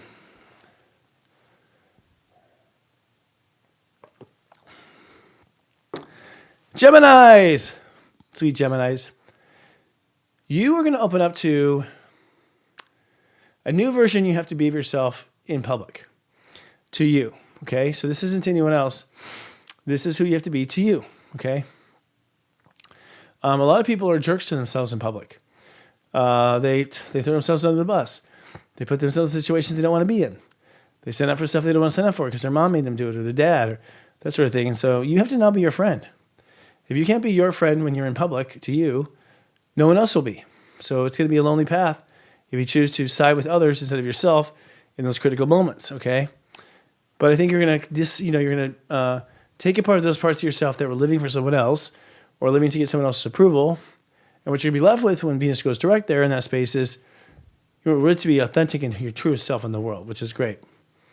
Now, Mercury conjuncting the North Node, I think Gemini is going to have a sudden inspiration of who they're supposed to be when they grow up. And so, believe it or not, Geminis haven't seen it yet. I've talked to a few. Jupiter's been in their space for a long time, but they still don't see it yet. I think that's normal, but I think this month is going to change. So I think a lot of Geminis are going to have brilliant ideas of who they're supposed to be, what their legacy is, and what they're doing for their children, really, that's different than their parents, and start to be fed this new vision as they see themselves changing now and aging now. Now, the square to Jupiter says that you might get in a tug of war between what your ego wants and what your career needs, okay? And the truth is both should happen. But in this case, I think career should get a little bit more of the energy because your ego is not going to be finished, per se, for a while with Jupiter in this space. And I think that you have to put yourself in the hands of a lot of challenge with career before you really have the reason to step up with character. So to me, career would come first. When it comes to Mercury, be mindful that your mind is programmed for the old social. So you are ruled by the mind. And so even though you may feel like you belong over here, you're still be thinking like the old cowboy or the old person. So the real challenge is to get that mind on track with the heart and on track with what Venus is teaching you. Okay, moving on. Cancers! Cancers. I'm excited for you. For so many reasons. I have so many in my life that I love. You were going to look at how you discipline yourself. I think you're kind of cold and hard on yourself, but I'll let you come up with the adjectives. But you're opening up to new ways of getting yourself to do stuff. So I think a lot of Cancers would create crisis before they do something. They'd like back on the fence and go back and forth, and then finally be like, okay. They create a problem, and then they have to, right? So I think a lot of Cancers did that way. But this is really about opening up to divorcing yourself from like the men you admired in your life and doing it differently than your dad would have, or differently than your husband would have. And I'm speaking to Cancer women here particularly, but I think Cancer men too want to please their mother. So open up to different ways of making decisions, and make sure you have at least one different policy than the one you had before. It's gonna be really critical because the reason why you're so stubborn about decisions is because you want to be right and you don't want to embarrass anybody. You don't want to be wrong. So the reasoning is good, but it's not working. You have to stay much more open. Now, Mercury conjoining Neptune means that I'm expecting a real epiphany for Cancers and Cancer risings around their life's purpose. So that epiphany could be while you're at the circus, or while you're at a movie, or while you're at home just with the kids. It will just come to you. And it will be so magnificent, it'll be undeniable, okay? Magnificent in the sense of like brilliant, big, larger than you, and one that will take a lot of thinking to see if this is the right way. And it is, and also feeling through. But I think you're going to have a new life purpose or introduction to a mastery you could pursue coming this week. Sun squaring Jupiter means that there's going to be some in-house fighting between your karma and your actual education and your faith. And I got to tell you, even if you're educated in the best university in the country, some of the stuff you're going to disagree with. So don't always give the credibility to what was in school. Give the credibility to other things as well. So that's important to know. And then lastly, when it comes to career, remember I said, you want to open up to new things, but you want to be careful that your mind doesn't sweep you right under the bus again. So when Mercury moves into Aries and then is tied to Pluto, a part of you doesn't want to take the easy way out, to put it simply. And so, unfortunately, you probably take the hard way, which means you take the way that you were trying to resist the feelings of or resist the challenges of going that way. So it's probably going to be harder than easier at first. Just going to tell you that. Everything will. All right, moving on. Ooh, where's zero? Leos, you are now opening up to believing in yourself. So it's time to believe in yourself for different reasons. And it's time to really embrace those reasons of believing in yourself. It's important that you do because you're going to do something you've never done before. And so your old spiritual resume with yourself is not going to apply. But Leos tend to get kind of attached to certain stories, certain hero stories, certain performance stories. And so they become unyielding and unwilling to look at themselves in different ways and to believe in themselves in different ways. So open up, believe in yourself in many ways. Be flexible with that. Now, when it comes to the Mercury conjunction of Neptune, this is a scary one. You have to be really careful to sense your way through all changes. There's a temptation to jump, okay? And you've been scared to jump. You've been scared to pull the trigger. You've been scared to actually make the big change. And so if you have that anxiety, you have to really play it careful when you get to that line, because this is the house of sex, death, and taxes. And so you can find yourself in a lot of trouble if you don't really feel through it. You can also find yourself completely delusionary about something, so be careful of that too. And just take your time when it comes to big changes, like moving out, moving in, quitting the army, that sort of thing. Now, the conflict or square or tug of war between the Sun and Jupiter, or square Jupiter for you, is you're going to want to do something in society that you're going to have issues with your boundaries. You're like, you don't do that, you don't appear that way, or it could be vice versa.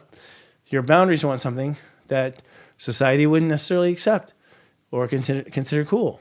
So it'll be a real, boundaries versus society, I think back and forth. But what's really important is the fact that you have to live with yourself before you live in society. So I would choose the trusting part mostly, and the one that has a solid boundaries. Now, when Mercury goes back into Aries, be careful. Your smartass might want to talk you into, reinforcing the old belief and doubling down on the old belief. And Pluto is saying, no, you have to be a new person to yourself now. So the worst you can do would be use new language for the old model, but you cannot have the same model when it comes to believing in yourself, according to the planets. All right. Virgos. Wait for it to go over there. Virgos. Virgo, you're similar actually to Leos. You're opening up now to some lines you drew with yourself that no longer apply. So, I'll never do this, I'll never do that. I'll never say never, because you're going to move that line now. Now, maybe you already have the line, but you haven't been enforcing it. So you might be opening up to new ways of enforcing it. How do I make myself follow my own rules? Because I wasn't, okay, with diet or whatnot. So it's really about building trust in yourself, but by opening up to other ways you might trust yourself. Doesn't have to be the Virgo complicated way. Could be a simple way that you get through in just 2 minutes. Now, with Mercury conjuncting the North Node, this is tough. You're coming to some realizations about partnerships. So you might come to a realization that you thought this was going to work, and it's not. And the universe has sent Virgos a lot of healing relationships. I've noticed amongst my friends in the last year and a half. And they all sort of thought, I think this is the one. But I think in a lot of cases, it was actually the one to convince you that you're no longer broken and that you no longer have problems. And maybe you didn't want to put that on the actual one. And so you had another one that was less extreme, but enough of the lesson. But it does look like that you might be kidding yourself. You're delusional on whether or not that's true. And at the same time, you might also get some little messages from God where, even though things seem and appear fine, Spirit's saying, this isn't going to last. Listen. And then, of course, when Mercury goes into Aries, be careful about being defensive. Be careful about going into denial.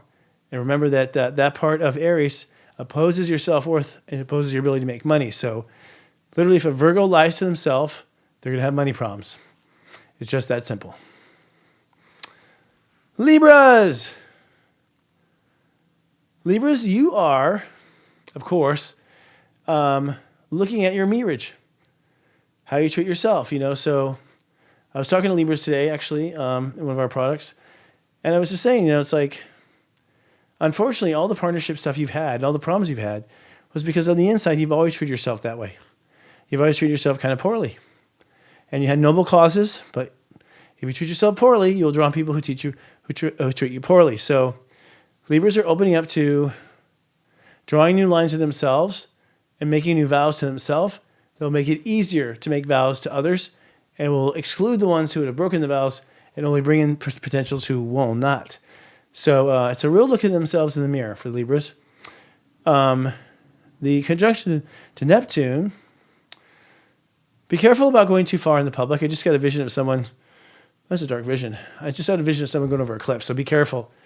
You don't want to go too far. in daily life. You don't want to push it too far. Don't push it if you're running out of gas. You have some real world dangers with that conjunction, which means that, it looked like everything was fine, but that's a delusional Neptune, right?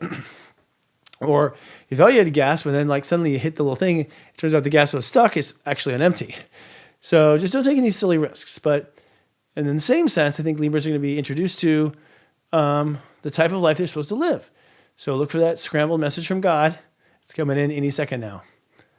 When it comes to that little tug of war, you're going to have, struggle between the lifestyle you want to live and what you believe in.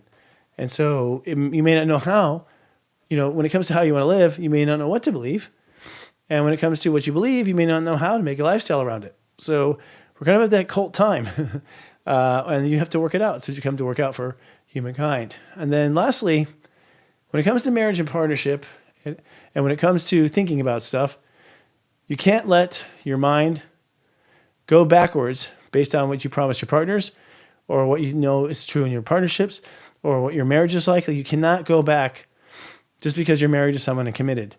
You're at a point now where that commitment will eventually lose and fall apart if you don't put yourself first now. And you're saying, there's no more time. You have to put yourself first. Time is out. Okay? Time out. Moving on. Excuse me, I'm congested.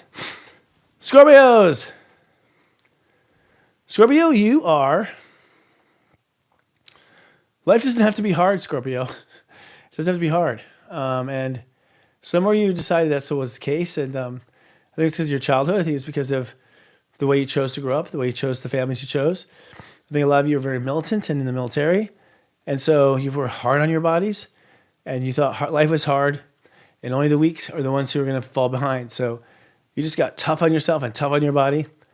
And honestly, that's not how you're going to bring ascension about. So Scorpios are being asked to open up to new boundaries for themselves, new lines for themselves, particularly as it relates to how you live in the moment and how you live in your health. Okay, so get those shifted. When it comes to this conjunction with Neptune, it actually happens with personal dreams. So you are going to probably see something your heart really wants.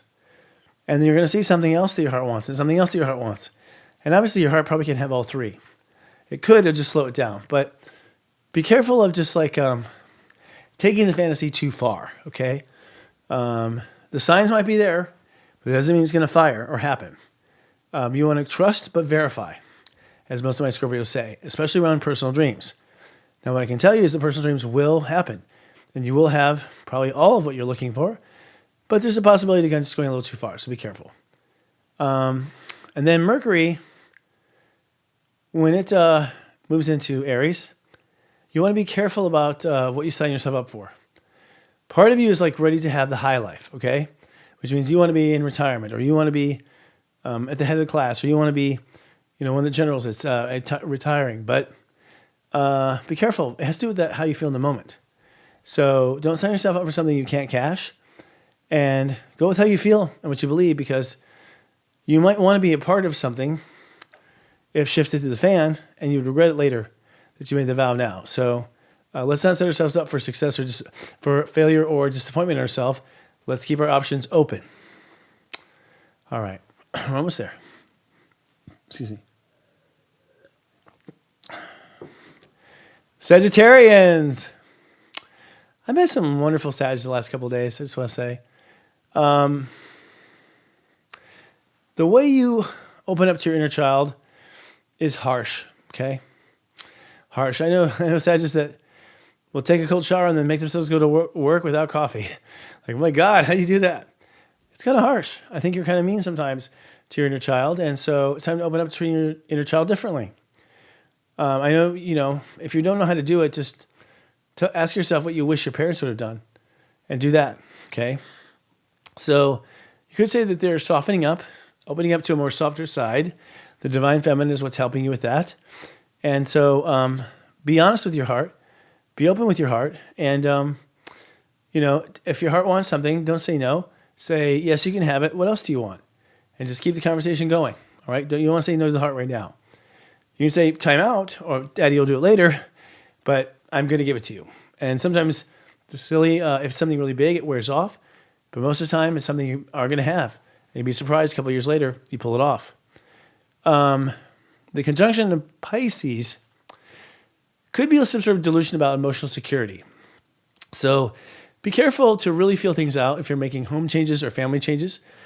You might be delusioned in thinking that your father or your mom finally has healed and they want you back and they want to tell you everything about it. But then a day later, you realize they're the same old people. That was just an act. And the fact that it's an act tells you they could do it, but they're not, right? So one of those types of things. But I think you're going to find that only you can make yourself feel secure, and it's your job. So don't rely on them. And I think it would not be wise to. Now, when it comes to that tug of war or arm wrestle, it looks like you're going to have conflict between your feelings and your partnerships. So, at the end of the day, your feelings are more authentic than your partnerships because your feelings start with you and then they bounce off a partner and come back. So it's like twice, once removed, okay? So if you have to choose between home family and boyfriend, it's a no-brainer. It's going to be home family with maybe Jesus as the boyfriend. But this is a time where you might also find some brilliant compromises so that you don't have to sacrifice. And then when Mercury dips back into Aries, you're going to be really caught up in your personal dreams and wanting your joy. But you have to keep in mind that joy starts with a child. So don't let your fever for Pringles or winning the lottery get in the way of that inner child development you did at the beginning of Aries. Or will do at the beginning of Aries and what Venus is retrograding in now. So you're going to be looking at now new ways of loving yourself and loving your inner child. All right. Moving on. Capricorns. Cappies. You are opening up to new ways of nurturing yourself and your feelings. Most Capricorns were born to a mother that was kind of tough. And so they've always been kind of tough on themselves, kind of cold. Not to be mean, but there's been a lot of times when I was sick and I had different choices and one Capricorn offered me to come over. No way in hell. Because I know Capricorns, they force themselves to get right back to work, right? That kind of thing. And so that has to change now. Capricorns cannot be captivating if they're not nurturing themselves to the very core. So this is years 0 through 4 or 5 years old. Just sort of patching up from your childhood. The conjunction has to do with attitude and intellectual property. There might be a moment where you just go too far with an idea, or you go into a panic thinking that the idea has been stolen. This is a challenge to your intuition, challenge to your psychic ability. You have to really listen in, see if you see the evidence, see what you pick up on. And I'll tell you, I've had something stolen, and I've gone back and forth, and I've realized the worry actually brings on more. So get over it, be calm, and realize that it's probably false evidence appearing real, or you're taking things to a delusional level. And when I say stolen, I mean like a script or a story idea. The conflict between the arm wrestling will be between your intellect and your health. So you might have some idea of getting this much done in a day, but then your body says no. Listen to your body. You've got to keep your intellect and your health in balance, basically. And so that means one for you, one for you, one for you, one for you. And I would say that Capricorns tend to give most to the mind and very little to the body. This is my experience. Then lastly, when Mercury moves into Aries, don't get caught up in your family's drama and guilt trips. It'd be very easy to fall into that thinking again. You have to think more about what your inner child needs. And if your parents chime in and say you're doing a horrible job, well, how'd they do when you were in your child? How'd they do when you were a child? And if they're telling you now that they get it, but they didn't get it then, I doubt they get it. You have to be the one who is the custodian of your emotional self. All right. Aquarius. Aquarius, you are now opening up to a new inner dialogue and attitude with yourself. It's been really cool to see this happen with my friends, Robbie and my friend Scott, who are both Grandmaster Aquariuses. I've really seen themselves, I think, thinking differently about themselves, and their attitudes and personalities are changing for the better. There was something wrong with them before. They're just more fun. They're letting out their fun, and they're having joined the ride now. So I think a lot of times you guys are your inner critic, and you made it a bummer. So let it go. It's not serving you. The delusional part might be around money. So be careful about over-investing or investing too soon. Do something with logic, okay?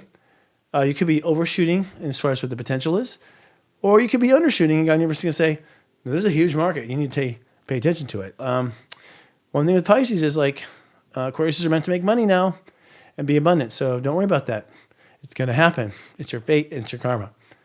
The arm wrestle is between your money and your dreams. So you know the answer to that, right? That's right, dreams. Self-love and personal dreams must come first. That's step 1. Money is step 10, okay?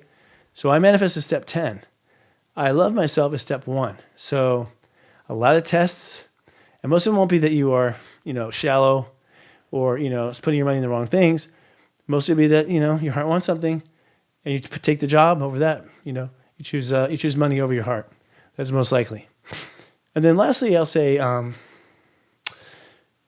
when Mercury goes back into Aries, you're going to find that your old attitude is very intoxicating, and that there's a tendency for you to get back on that board or reestablish that fight. But you have to go back to the early part of this transit, which is, but when you talk to yourself, what you say to yourself and what's positive for yourself, does that support this attitude? And the answer will probably be no. So a lot of master thinking for the Aquariuses to make sure that as they reprogram their self, they don't let their old self take back over. All right, one last one, but important. The Pisces. Pisces, you are opening up to valuing yourself for different reasons. And I think these are the reasons you should have had the whole time. So a lot of times Pisces have valued themselves for quitting this, facing this addiction, following through with that when they didn't want to, not giving up, things like that. And those are all based actually on your wounds. So yes, good job, but they were wound-based. You have talents I don't think you've necessarily let out of the can. And so it's now time to really honor yourself and value yourself on these talents that most people probably don't know anything about. And to go ahead and take credit for them way before anyone else does or gives you credit for them. So opening up to new ways of giving yourself credit and accrediting yourself is very important. Now the overboard could be character. I know a couple of Pisces have shoved themselves in the foot. I know one Pisces I think that passed away. Yeah. Because they just went too far. Universe is not going to have that tolerance anymore. You've been taught what you're supposed to be taught. So I think when it comes to karma, you're pretty much done. Then you want to follow through with it. But if something we're in now, you're pretty much done. So as far as the lessons are concerned, you're meant to be the teachers now. Use that compelling energy to persuade, to convince, to sell, to inspire, which is what you're here to do now. So be careful about your ego just pushing a little too far.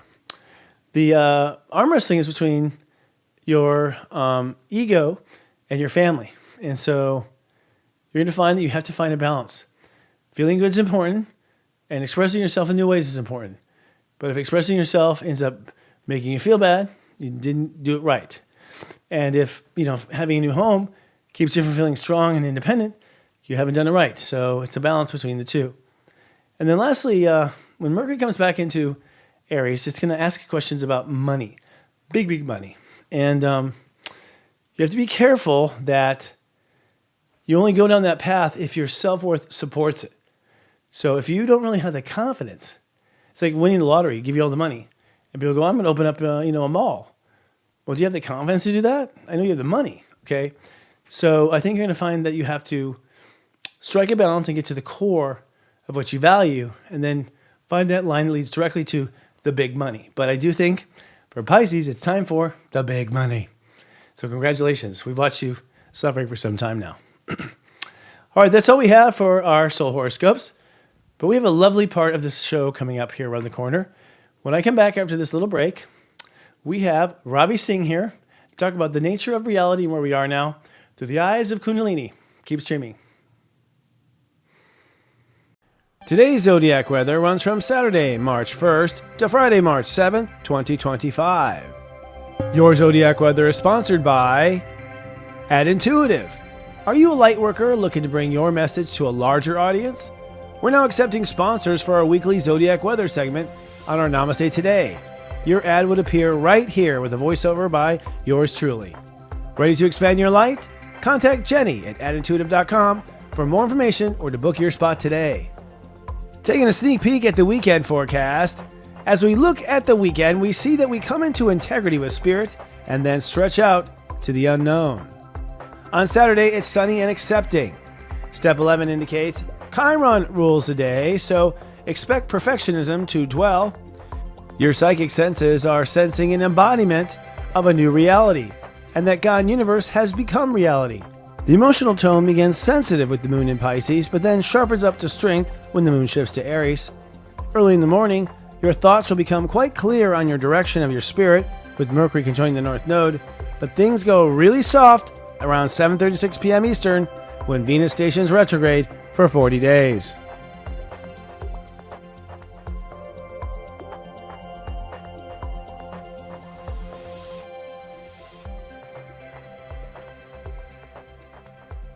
Now let's fast forward ahead to the 5-day weekday moodcast. Over the course of the week from Monday to Friday, a minor faux pas breakthrough on Monday leads to clarity on Tuesday, acceptance over Wednesday and Thursday, and by Friday, you're committing to a karmic change. Starting the week on Monday, it's sunny and navigating. Step 13 indicates that Uranus rules the day.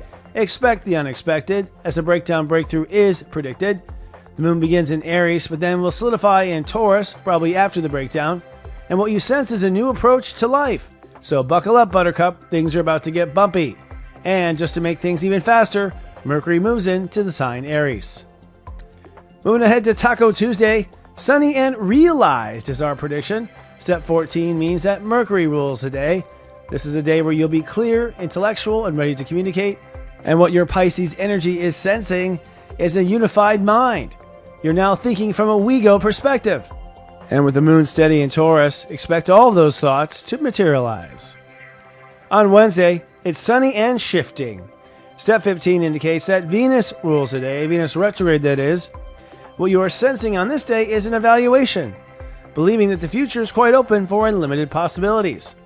Early in the morning, Mercury will trine Pluto, which may put an end to some self-doubt.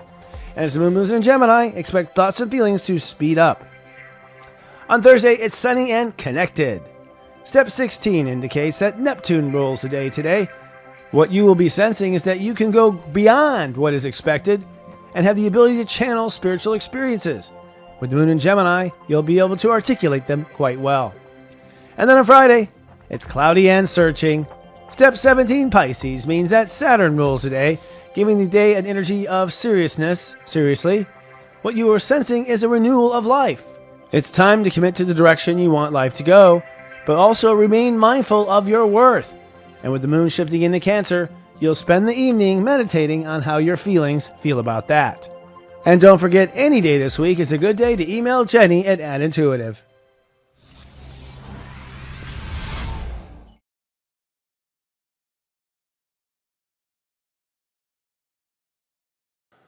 Alrighty. Welcome to Astro Mingle, the spiritual podcast that mingles with the talented lightworkers and innovative influencers of our time. Since Master Yogananda, Autobiography of a Yogi, I've personally been fascinated with spiritual science behind the science. And in today's case, the idea of yoga and the foundation of meditation is a bright topic for this gentleman. He has an expert opinion. He's going to share it with us, especially according to the times that we're up against. Internationally celebrated Kundalini teacher, yoga teacher, Ravi Singh, has 45 plus years of teaching experience. He, along with Anna Brett, is the author of the Kundalini Yoga Book, Life in the Vast Lane, and many other offerings. He's the founder of Evolving Kundalini, a paradigm for Kundalini yoga education. And Ravi's powerful approach is inspiring, moving, soulful, and fun. His classes have been called life-changing and life-saving. Ravi inspires students to access their inner vitality to shine, to prosper, and excel in every area of their lives. So please join me in welcoming back one of our friends, love and gratitude in your hearts, to Step 28 Virgo, Robbie Singh. Hello, sir.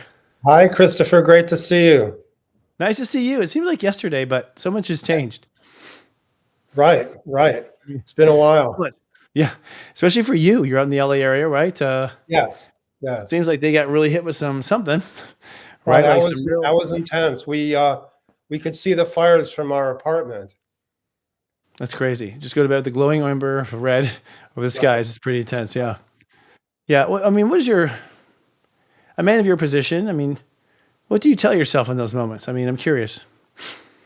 Well, we can only control what we can control, and the rest we have to give up to God.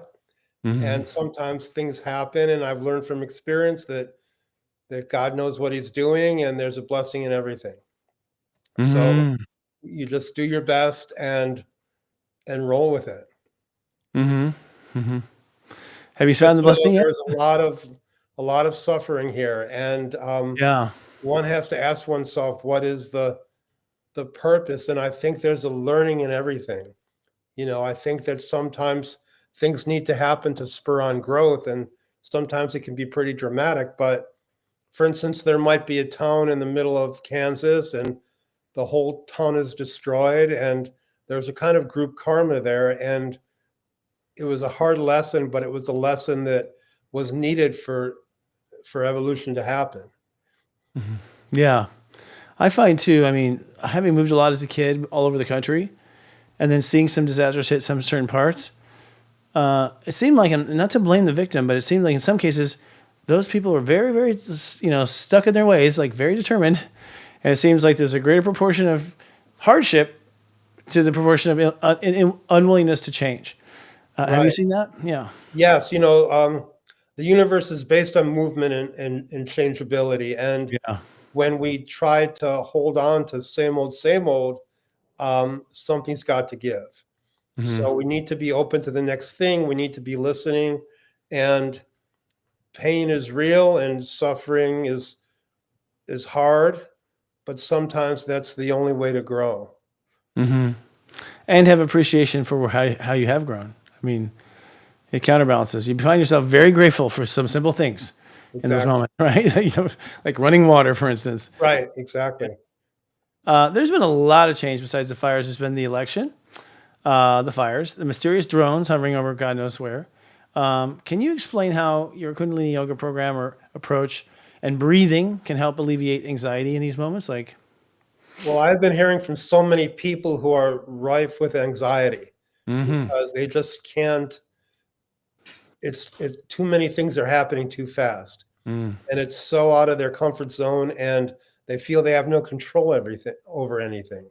mm, So, where we need to go back to is the breath. The yeah. breath. We can sit down and breathe, and one thing we can control is that we can alter our state at will. We Mm, can um, raise our consciousness and gain a new perspective, really in just a few minutes. So mm, that would be my advice: is control what you can control. It's your mind, it's your breath, it's how you go about your day. Practice every day is incredible. It really elevates us. And these days, we need to be doing some form of spiritual practice every day. interesting. I'd like to go back to that, but before I just want to take on breath for a second. What is the magic of breath? You know, it seems with all yogis and other even non-traditional in that regard, it's seen as almost magic. Like there's some magic or power in it itself. What is your understanding?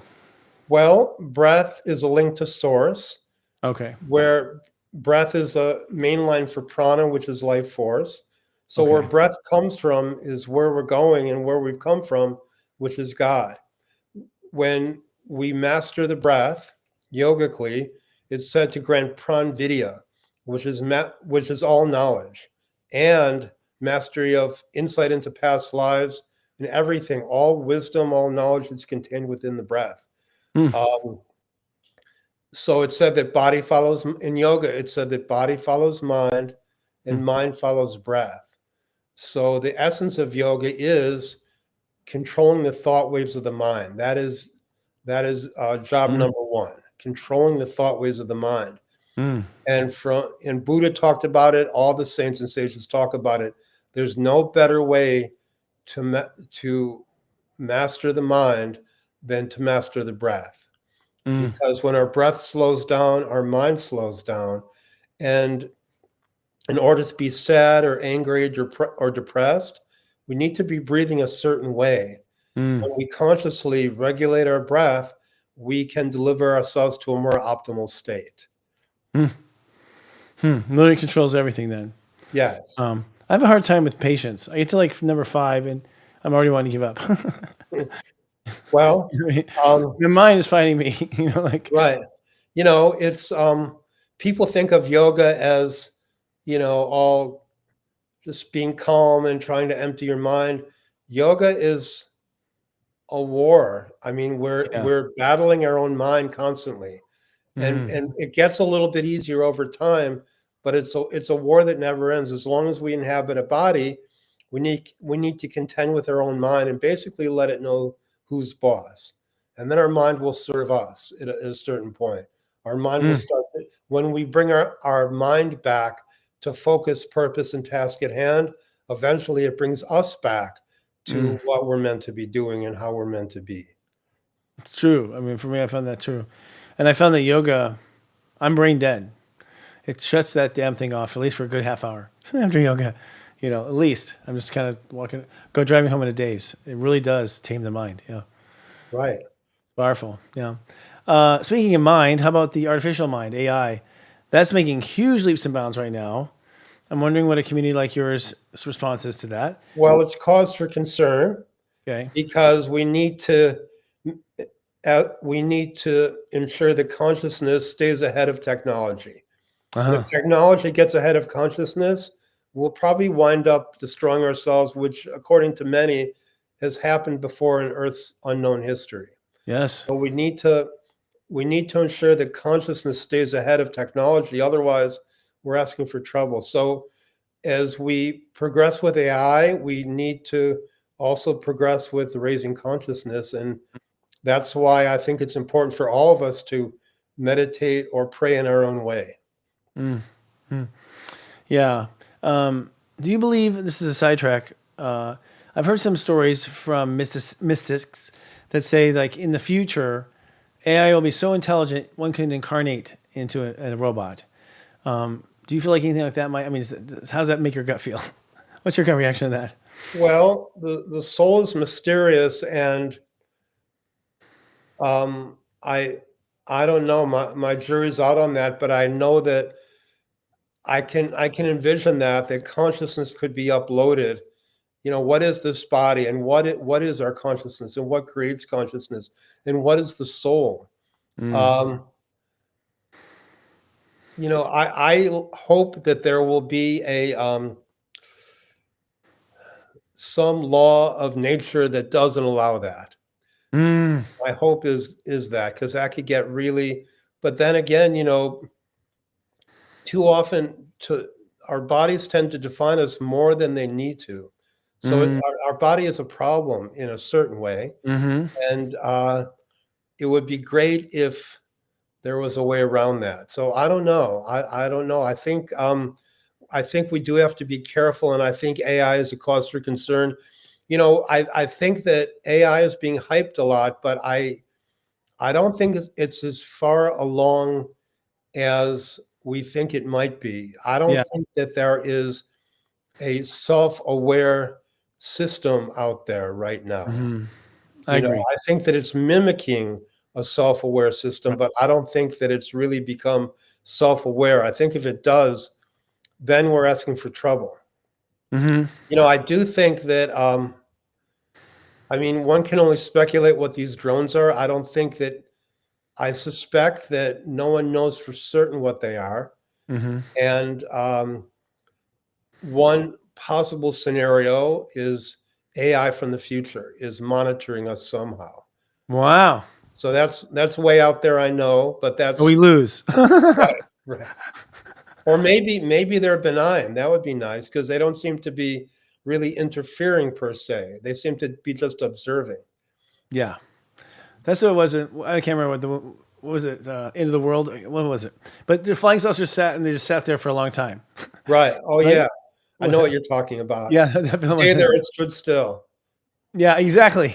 Exactly. So I don't know, kind of interesting. But I've heard that theory floating around a lot. That it's or alien technology, Right. adopted by man or not, or the future. Certainly is strange that our government officially has no idea versus saying we can't tell you. It's kind of I think that they know that they don't know, and they're afraid to admit it. That's ah what I think.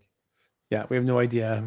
because Sorry. the government doesn't want to tell the populace that we don't know what it is, and there's no way for us to stop it. So that would be embarrassing. So I think that they're staying mum.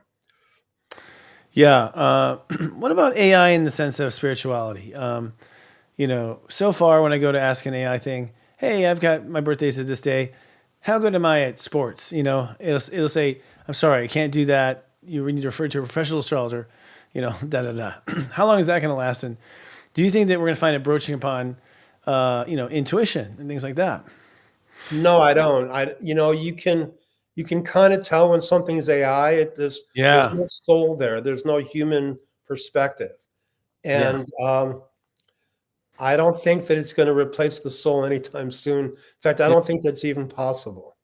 In fact, in Star Trek, the humanoid, robot, I forgot his name, Data. He became self-aware, and they had to treat him as a person. So Right. that, who knows, can these things become self-aware? But I think, and then can a soul incarnate into something that's self-aware? Maybe. That's a So good point. There's a conflict there, isn't there? yes. Yeah. But I think that the human soul is the final say, and right now, AI is not even close to simulating, let alone becoming a human soul. I think a human soul is one of the most beautiful things in the universe, because and our soul is also kind of intertwined with our body. Our soul lives through the body to experience, and it's unique. Yeah. St. Paul, I believe, said that the soul can only be experienced through the body. Wow. So this idea that we want to jettison the body, is kind of problematic, because the reason we're here is to Right. experience life in a body. The first time. Yeah. For the first place. Yeah. Yeah. And how do we find balance in our body? How do we utilize our senses to become super sensory? It's all about what we've been given. So I think we don't want to let it go too soon. I agree. One thing I heard, I interviewed someone who channels aliens and an alien race, and the alien race said that I asked a question like, "So what happens with AI? Does it take us over?" And the alien race said, "No, in most cases, actually, it is smarter and knows to not do that." Which I thought was a funny solution. Like, oh, of course, right?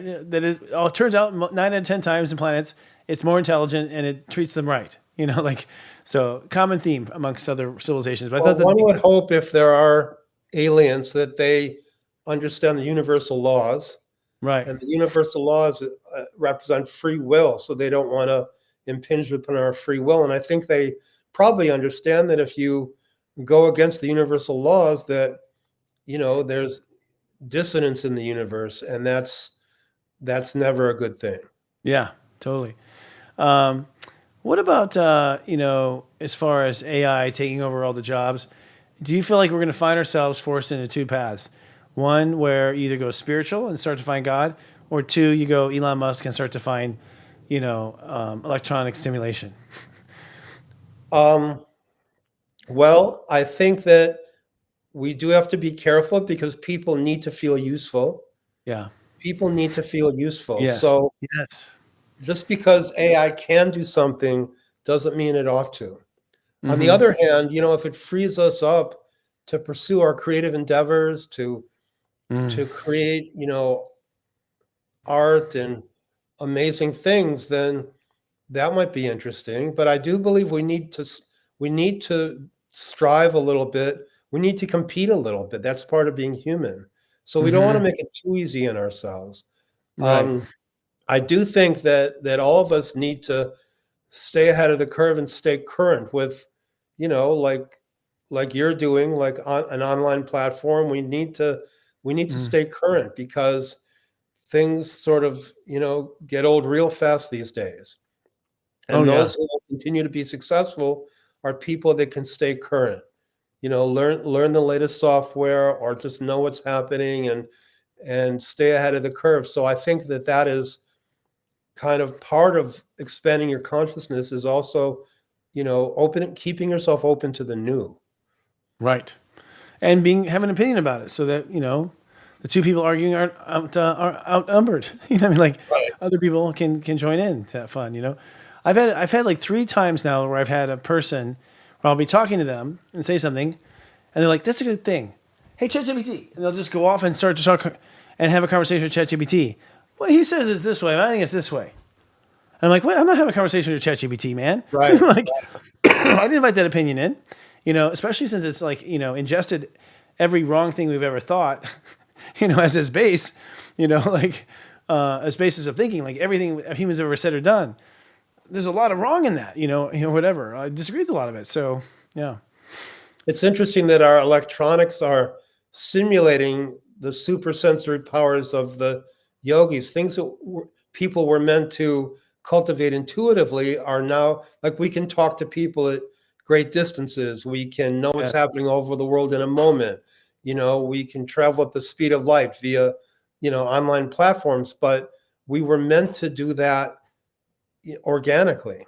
Yes. In the olden days, people could communicate at a distance, but it was through the intuitive means. And if AI is non-benign, then its long game would be to have us become dependent on it. Oh, yeah. We lose all capacity to do things like that organically and be self-reliant, and that could be a problem. I'm concerned with children who, I look things up in a dictionary and a thesaurus and in encyclopedias, and I went to those encyclopedias with ideas already, right? Now, and so they told us what we knew so far in the print of fact. Now kids are going who don't have an opinion going in. They have no knowledge or no base of it going in, and so there's nothing to disagree with. I think back, I'm like, oh, well, that's kind of right. I mean, I've got my own intelligence to weigh it against. I can see a day easily where people just, this is what's real, this is what's fact, Exactly. People's opinions are really someone else's opinions because, they're too lazy to think for themselves or perceive. So we have to be careful. If there was a solar flare and all the circuits got fried, could people subsist in a non-computer world? And I think it would be great to give our kids the ability to be able to do that. I know. I'm concerned. I'm concerned about it. And I see, honestly, I don't want to say conspiracy. I'll say a business plan. But I saw tests in high school getting narrower and narrower, even as I grew up through the system. And life is about one of these 5 choices is the right answer. Right. And no encouragement of thinking outside the box. And even with essays being kind of whipped back into their thinking, so we've been sort of shut down this these ChatGPT kind of path the whole time, it seems like. Yeah, it's getting too easy to do some things, and that's, you got to work for things that are worth anything. Yes. Yeah. And question everything. Right? Exactly. I do want to say something about the great anxiety that people feel about, all the political stuff that's happening. One good thing about our political system is, in spite of everything and in spite of human foibles, it's inherently self-correcting. Yes. So the pendulum is swinging a certain way because it's bringing us back to balance. Yes. And I think we can, be heartened by that and understand that our system is self-correcting, and it does right itself, when things get a little too extreme either way. It does. And it does seem like God intervenes too, I have to say. I mean, What's it does that? feel like that. Like God intervenes. I feel like right. I do feel God intervenes. I feel the angels intervene. I feel like aliens intervene. Look at the Cuban Missile Crisis. Boy, that was close. Right. When it comes to nuclear war, close is okay. It's the constant line that'd be bad. So it's like we swung really close, but we have swung in very dangerous right on the edge before, and so far we tend to swing back. I've noticed. Last week I was talking to Diane, and last week I felt that we were somehow really close, and we all needed to meditate and pray. And this week, for some reason, feels a little lighter. Yeah. But I feel that the angels are with us and really working overtime. Yeah, they're getting their gold coins worth, or whatever. Yeah, certainly. But certainly foresaw it too. I would imagine it seems like inevitability. As I've educated myself with the alien things out there in the channels, which I find fascinating, because just to hear someone else talk about us in intelligent ways. By the way, it's very intelligent when it comes to these people.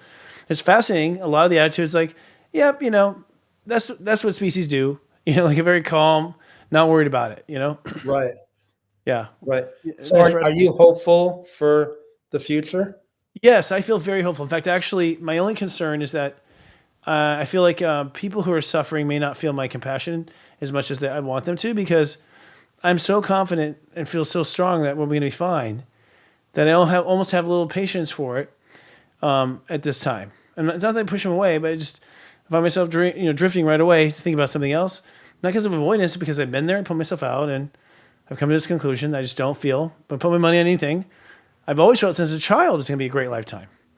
Right. It's not a new thing. It's consistent, The yogis talk about the Aquarian age, and we're in it now. Okay. And I mean, according to some. Yes, I don't know no, what you're your still in thoughts are. transition. I haven't done the science and really looked into the data to see where are we, but we're certainly on route and transitioning now. Yes. But everything is right on cue. And one thing that characterizes this is there will be no more secrets. So all the shadow governments being revealed, and Yes. in the old days there used to be secret teachings Yes. that were the domain of only the select few, and now you can walk into, just you can go online and see all that old the ancient secrets. Of course, the trick is to really practice those things, but all the so-called secret teachings are out in the open because there's no need to have them be secret anymore. Yeah, I wonder about that sometimes. I wonder, is there stuff I don't know about astrology? Is there stuff that's been held back? Something that died in Alexandria, like that burned down with that, that I'll never get again. It seems like part of the Dark Ages was that humans were kept in the dark, and only some were able to know the truth of enlightenment. And it seems that a lot of religion sort of like stole some of the good parts of these secrets and put them in a fascinating storytelling way, and hijacked. We could sense that those are true somehow. Like we know that's the secret of the universe, but we don't know. And so I think a lot of false prophets and false religions were created from those very secrets that were kept from us.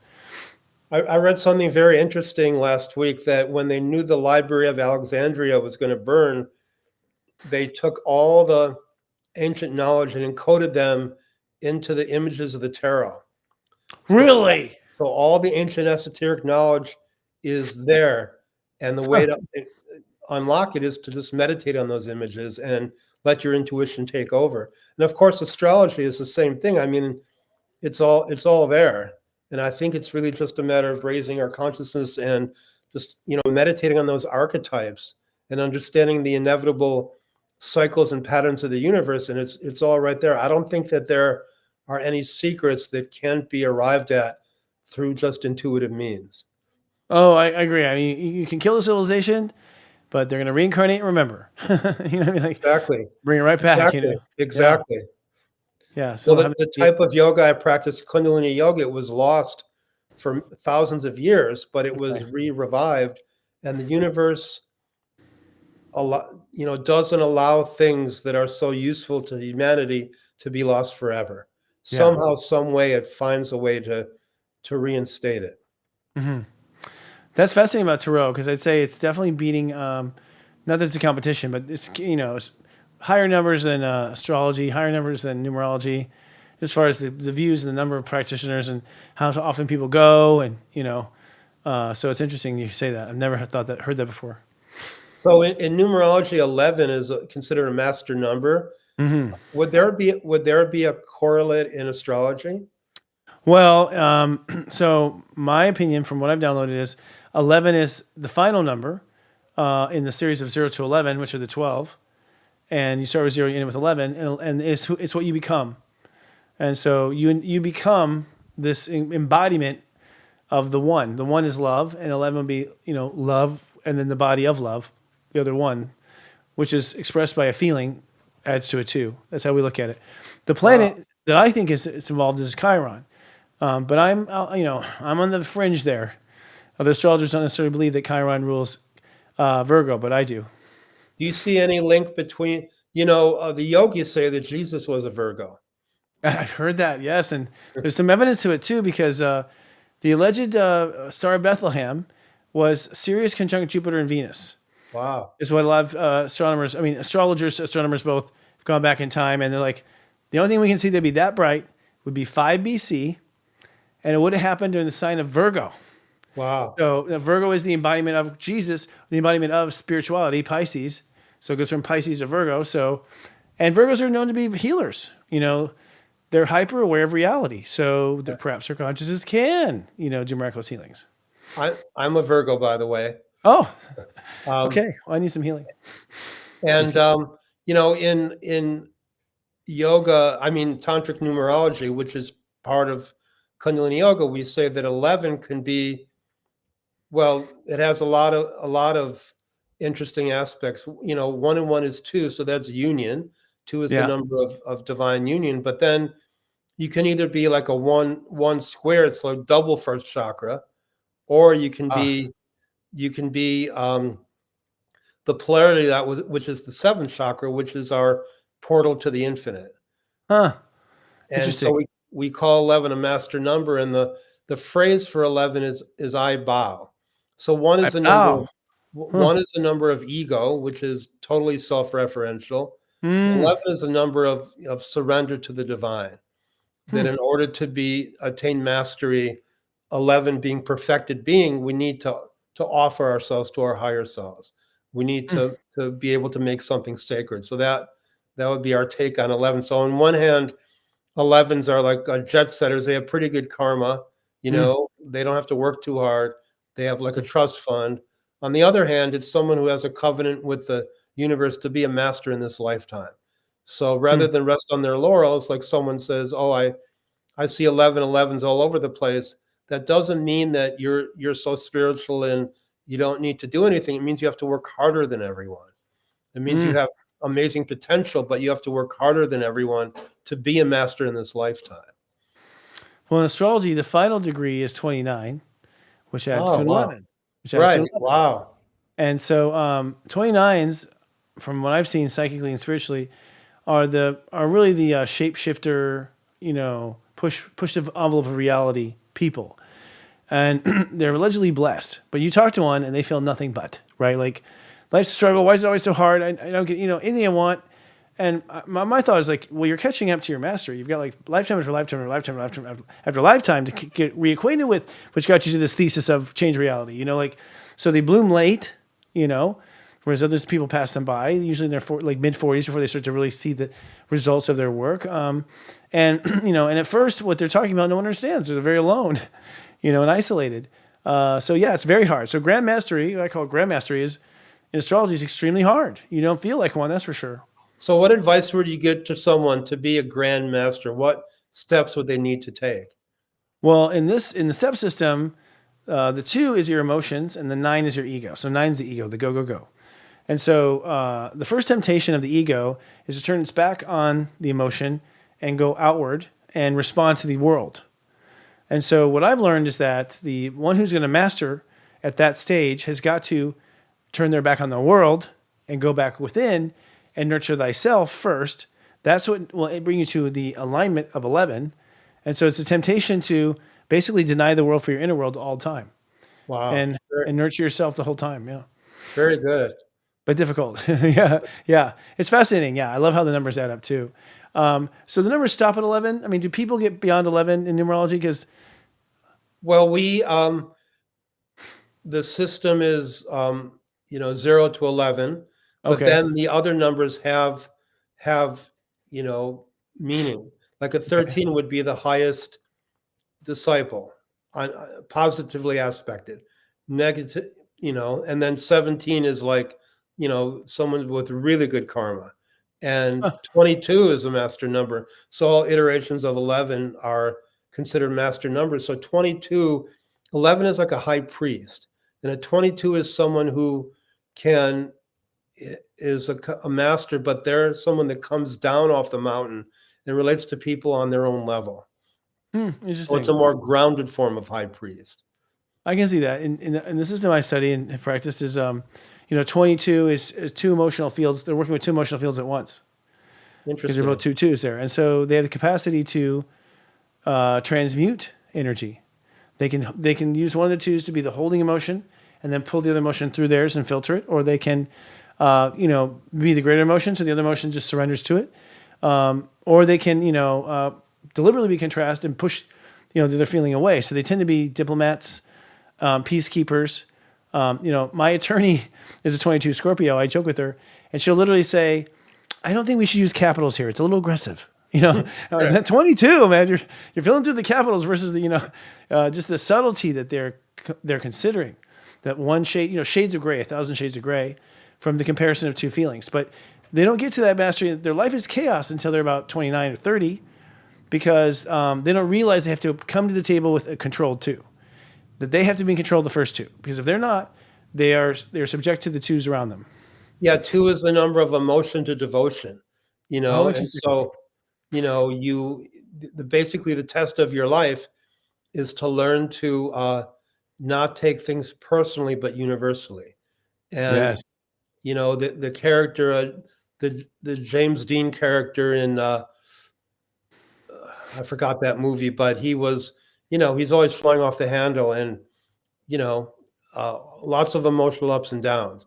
That would be a 2. Or Dr. McCoy on Star Yes. Trek 2. Twos are cancers. So right, yes. Dr. McCoy's definitely a Cancer. Yeah, Right, very right. emotional. And Spock would be more of a 5. Which is all cerebral, Right. mercurial. Yeah, completely mercurial.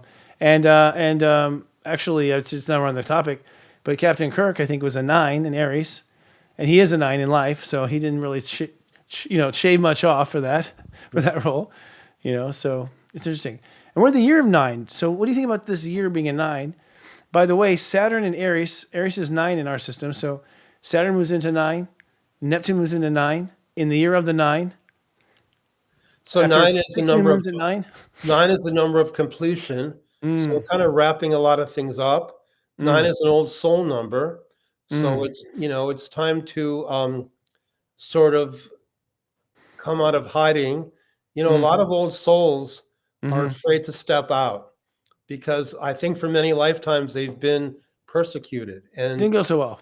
and misunderstood, right? I think it's time for 9s to step out and declare themselves. Thank you. Because I'm a 9. But yeah, I agree. But I also think 9's being redefined. I keep joking with Aries, like, you're out of a job. We're not going to have police anymore. We're not going to have wars anymore. Like, what are you going to do? Who are you going to bully? There's nothing for you to do anymore, So I see those signs having major, conflict, about what their future is. Well, you've mentioned being a teacher before. I think that's a great, 9s have this incredible mastery. They do bring that little extra something to everything they do. Yeah, and they're amazing teachers. Yeah. So 9 needs to let the world know what they know. That's very interesting you say that. You just helped me a lot in coaching them. I also think they're going to be, okay, let's talk about some of the magic that's waiting under the hood. Some point we're going to learn to fly, right? I mean, there's a spiritual technology that's built within us. I'm curious if you think aliens clipped our DNA and cut it out or not. But I've said to Aries, well, you guys are the daredevils. Why don't you go be the first one to fly? Right. You go do it. Right. What do you think is waiting for us under the hoods? Well, I heard something yesterday about autistic kids who can read minds, who can see auras. Yes. And I think that everything contains its opposite. So on one level, they're disadvantaged, but another level, they're ahead of the curve. Yes. I think all of us are about to come into the fullness of our psychic abilities. And I think we need to be prepared for it.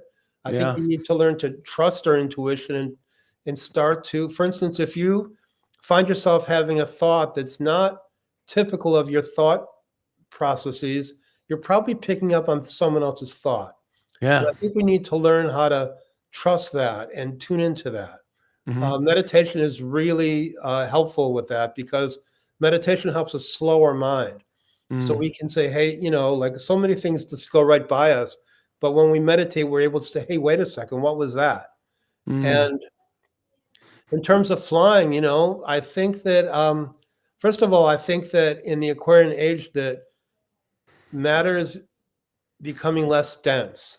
Yes. Things are becoming more refined.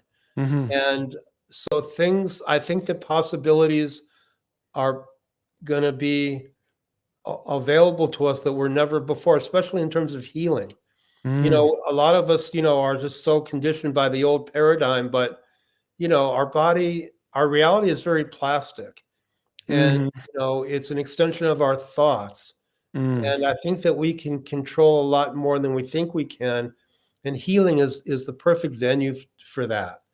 If you ever stub your toe, instead of just sort of indulging in the pain, you just kind of breathe into the discomfort and it goes away really fast. Mm. That's a real thing. We Yeah. are so resilient, but we don't realize it. So I think we're going to start seeing amazing abilities, simply as a matter of course. Mm.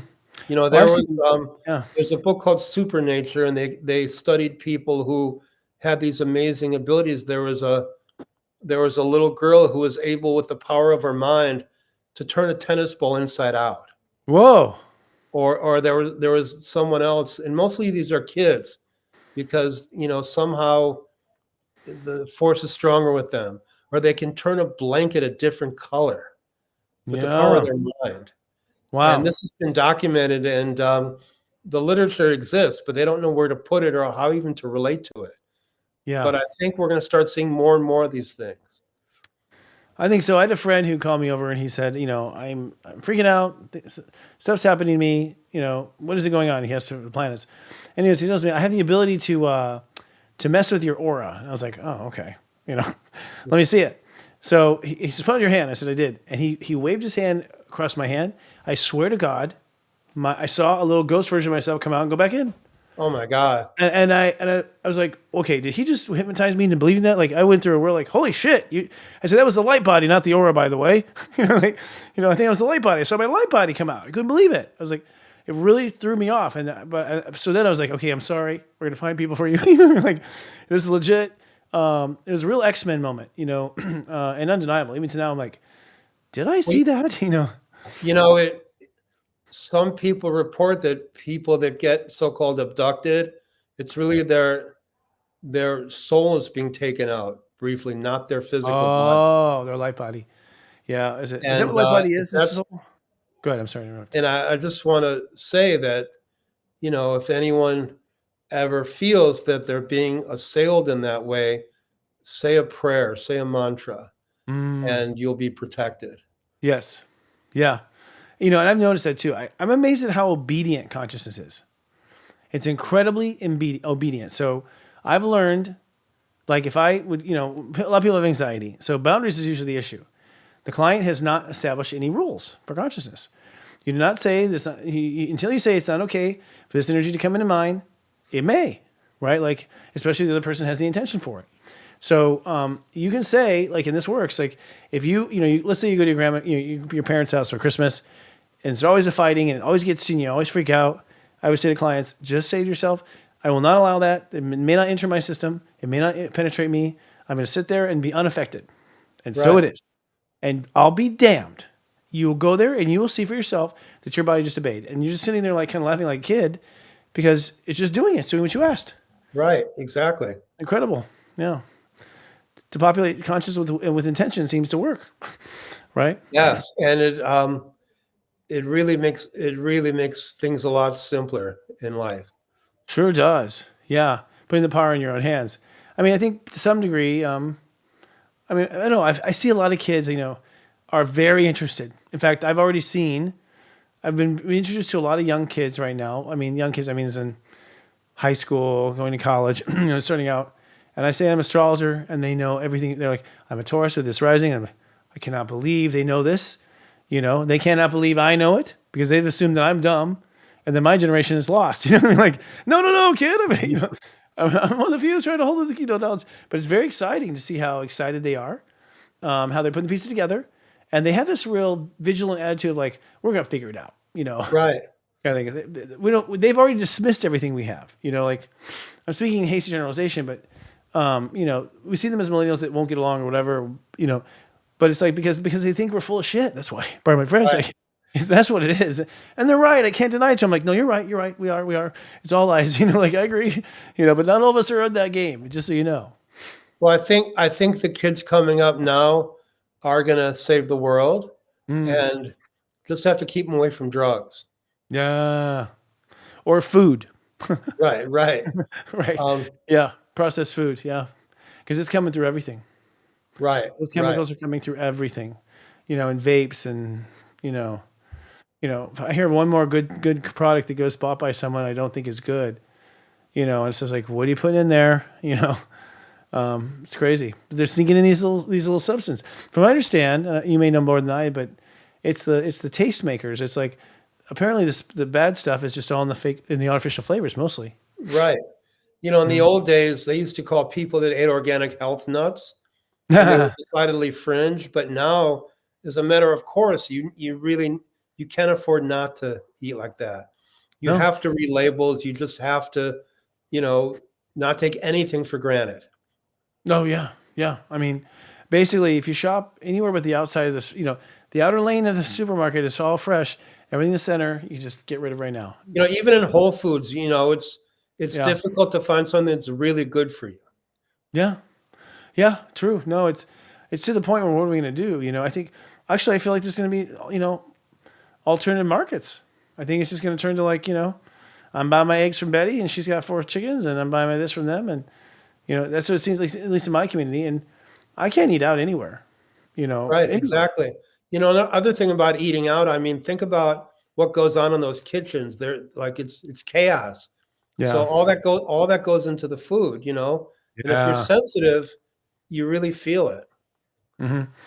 Yes, you are. Now, I wonder if we have magic to reverse that, and we don't know yet. Well, the magic is, have food prepared with love. That's the magic. Then it becomes medicine. So that's an interesting topic, is love, is in the sense of what magic have you found from love in your studies and your life so far? Like, real on change things. Well, I think it's the ultimate philosophy is love. And if you start with the fact compassion is a given and try to cultivate that, it creates its own reality, Yeah. You can be contentious with everyone, but then you have to just look behind the scenes and say, hey, this person is suffering. This person is expressing their pain, and I'm not going to take it personally.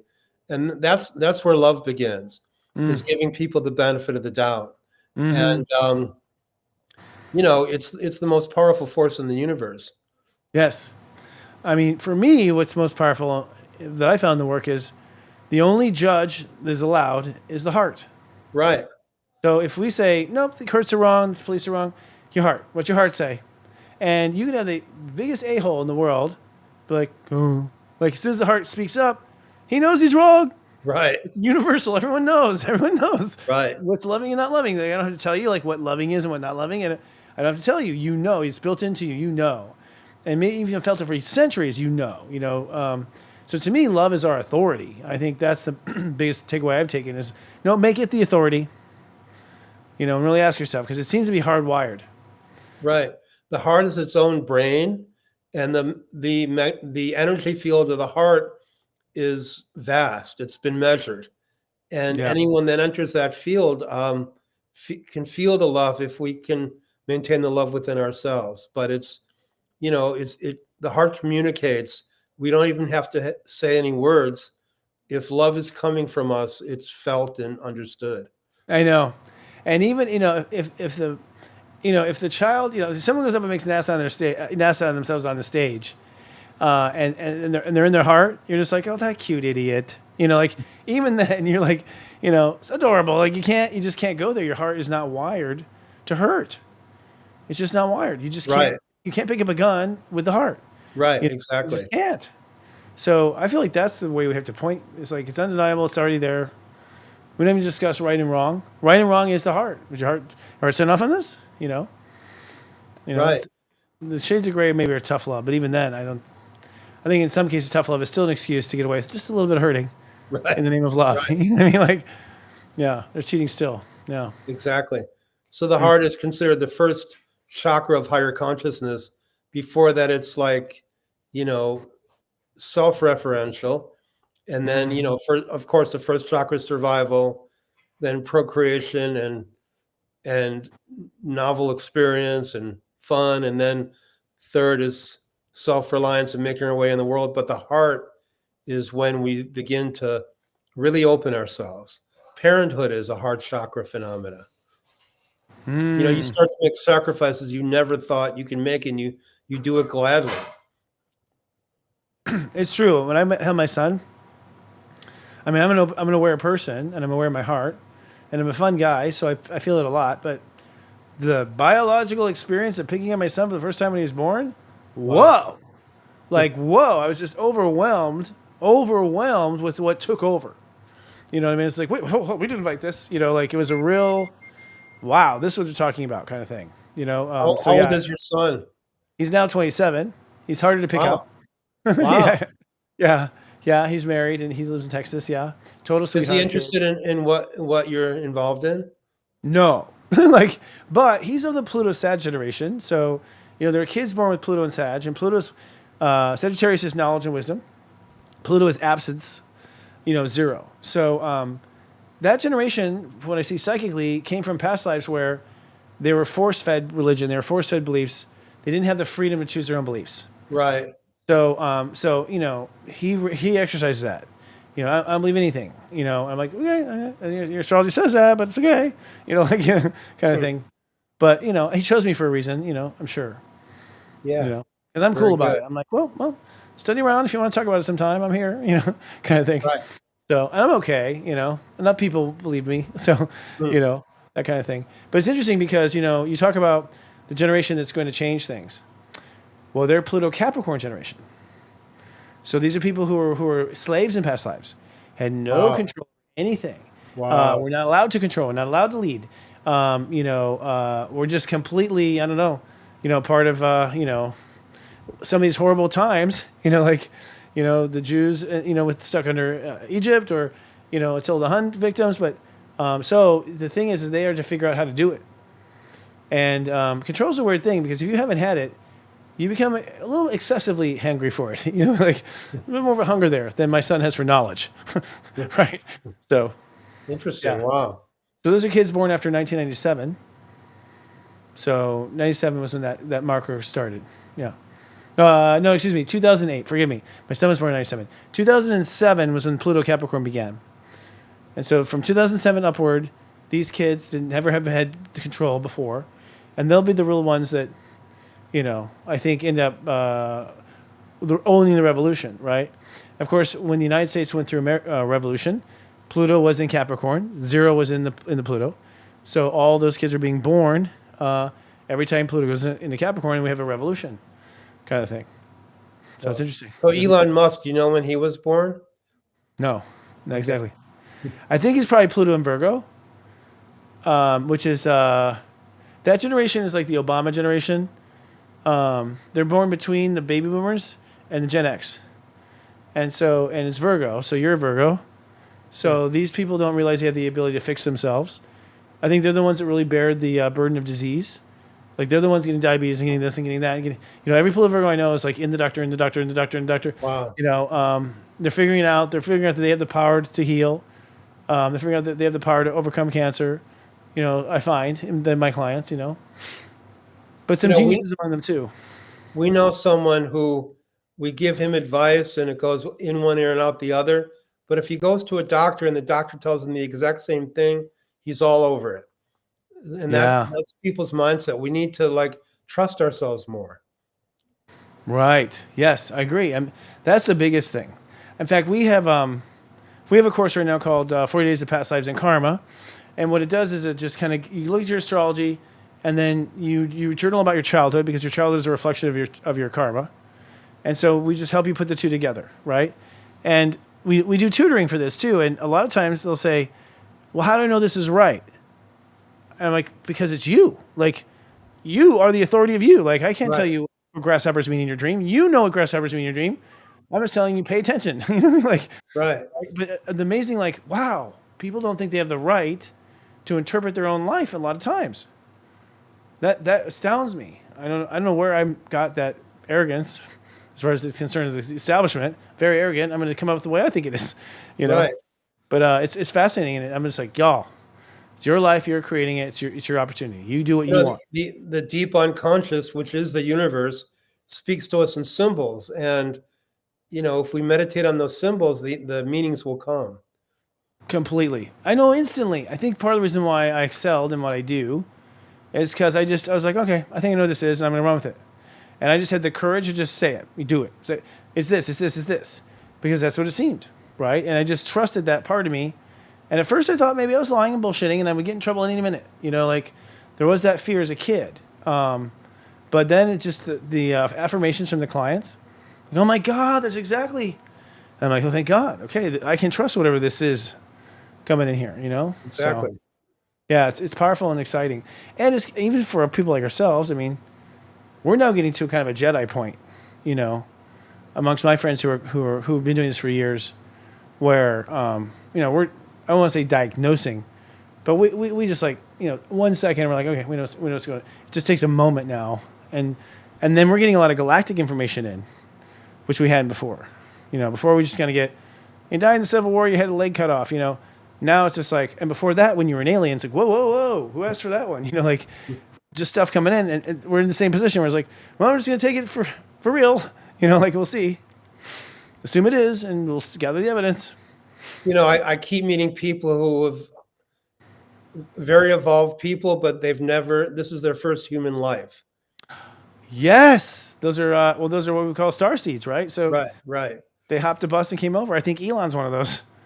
I think so too. I don't think Elon's had more than 1 or 2 lives here. Right. He clearly doesn't get a lot of stuff. So we just laugh. And it was like, whoa, that was a alien laugh. Like I think, not like right off the ship. A couple 1 or 2 lifetimes ago, probably came in the 20s, and that's how he's been incarnating since, right? Right. Yeah. Right. Yeah, I get that too. You can tell those people too. They look a little lost. Right. But intelligent, extremely intelligent, and observant. Yeah. Now, have you mapped everything out? contains its opposite. On one hand, they struggle with the simplest thing. On the other hand, they know, they have this cosmic wisdom that's awesome. Oh, tremendously. Yeah. I mean, and I think, again, I think Elon is one of them, and I think, I think though they've come over. I mean, I think, I personally believe that, from what I understand, it's like all theme parks. I mean, I'm curious what your vision of heaven is, but I've come to believe it's almost like a theme park attraction. You're picking, you get caught in some theme parks and you can't find your way out. Earth is one of them. Seems to be a Disneyland with no doors. But apparently we just started choosing and we can go to other systems when we want, and it seems to have a lot of variety up there. Well, I think that how you experience heaven is based on expectations, but I do believe that we can create heaven here. I agree. I think that was the plan. Yes. I mean, heaven it's in the Sufi tradition, they say that heaven and hell occupy the same physical space. How you perceive it is based on your own consciousness. Yes. And they say that, pain, anxiety and excitement are the same neurological transmitter. Like a lot of these polar feelings of good, bad, it's the same coming out of the neurotransmitter. Right. There's an interpretation of is it a particle or a wave. Like the human interpretation determines that last determination of it. Exactly. Which is interesting, really fascinating. But yeah, it seems like, I mean, from what I remember, and I will say remember, because I do have weird memories, it seems like we wanted to have heaven more real. Right. I think that's what we wanted. We wanted heaven to be more real. And so it was like a theme park attraction. Like it was all like, let's do it, Right. kind of thing. And then, some bugs took over. We got parasites in there real quick, and that was a problem. Right. Stuff like that. That's what it feels like, and we've lost that perspective. That it really does not matter in the end. I think mosquitoes are a human invention. That really, that's fascinating theory. But all that worrying and fretting, I don't know. I'm just, it could be. Certainly, or some practical joke one alien species played on another. Right.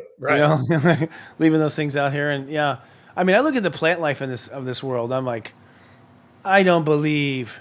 I think this was like some sort of a zoo, galactic zoo, and Every spaceship in the galaxy was sneaking on here and planting shit on here, trying to see if it grows, and and leaving their mark. Because Right. the variety of species, the variety of animals, the variety of humans, people from Asian to African American to white, is like the variety. I cannot believe it's random. Exactly. The two proteins just started swimming in this petri dish, and boom, it's life. Right. Really? No, that doesn't make sense. It makes to me no sense. Evolution doesn't make sense, and survival of fittest doesn't make sense, and so it's interesting. It just doesn't. It's just too incredible. Too Right. incredible. Exactly. Yeah. And if you have enough, I've had enough miracles in my life. Miracles. Where undeniable, and I don't know if it's why I was lucky to have that, whereas other people haven't, because I was so open, and I invited it. But I had such literal miracles in my life that very early on, when I was like 23, 24, was the first one, where I was like, oh, there's definitely much more to this than we've been told. No question. Right. So it's a fascinating time. So do you feel like, I have the feeling that it's just, after Trump, and I'm not blaming him, I think he's part of an era. There seems to be like one more bad excretion. This is what it feels like. We have one more bad excretion. We have one more bad time in the toilet. Like society just do one more release that's going to be hard. We're going to be sweating it out in labor. But then when I feel psychically around that, it feels really peaceful.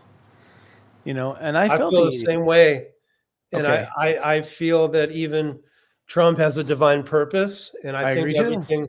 I think the universe knows what it's doing, and I agree. so my advice to everyone is just do your work, stay disciplined, stay Yeah. hopeful, and everything's going to be okay. Yes, I feel so, because we said so. That's part of it. Yes. Because Yeah. we said so is why it's going to be okay. Consciousness will not be denied. What will not be? Consciousness. Oh yeah, it's underneath everything. I think it's silly that there be even any faction of God conscious that would even think of turning on God. Exactly. Come on. Whenever I check it's almost like you get laughed at asking angels about demons. It's like, real seriously, you think someone's gonna turn against the entire universe and think they're gonna overpower it? You may hack into one little thing here and there, but it seems to be pretty big. Yeah. Basically the universe, the happy ending is a given. So it's really up to us to decide how we're going to get there. Mm-hmm. How we're writing, the ending is fixed. It's a happy ending. So how are we going to write the story? What story is it going to be? And, is there drama? Is there going to be any high off the hormones and the fear and the anticipation when we go to commercial? Right. We can be stuck on that. I mean, I've had the trouble. I went to film school. I tried to make happy films, and my film teachers were like, you can't do it. You need drama, dude. This is boring. I was like, you're right. It is boring. It's like, I don't know how we do it. Make it exciting, and good all the time. It's a challenge. Yeah. What would life be without a little drama? True. And I think drama becomes, relative. So, in 100 years, we'll be freaking out that our iPhone didn't turn on, kind of thing. So I think it just becomes, the bandwidth becomes narrower and narrower, I feel, But I heard another aliens talk about how Earth was built for drama. And the reason why is because half of its rotation is in light and half its rotation is in dark. And he was saying that other species, it never gets dark completely. It comes down just like a sunset and stops there. They're not interested in the high differences. And so they don't understand us. Well, Earth is the crucible of karma, and it's always going to be that. And we're here, but then it gives us the opportunity to grow in unprecedented ways. We can be the angels that envy this human body because we can be lower than low, but higher than them if we really apply ourselves. I get that impression too. That's what's exciting. And, allegedly humans are like the latest and greatest thing from God. Got packed full all new features we've never seen before. Chromosomes from all sorts of the universe coming in and all sharing there. It seems like a great experiment is what it feels like. Exactly. I agree with that. Yeah. And it's exciting. I'm excited to be here. I swear I have memories of coming down as an alien and going, yeah, man, I'm coming here. Like I swear I had that feeling, and looking down on it and going, man, this is gonna be fun, just because the other species have grown up and gotten wise and gotten boring. You know what I mean? Like, so yeah, one that adventure and that fun. Yeah. Exactly. Good one. What do you feel will be? We'll kind of close with this. What should we be looking for, sir? Like, what should we be keeping an eye out for? Because when we keep an eye out for something, we also encourage it. We welcome it. I mean, what should we keep our eye out for this next year? Well, I think we ought to be on the lookout for opportunities for growth and ways that we can fast track our spiritual evolution.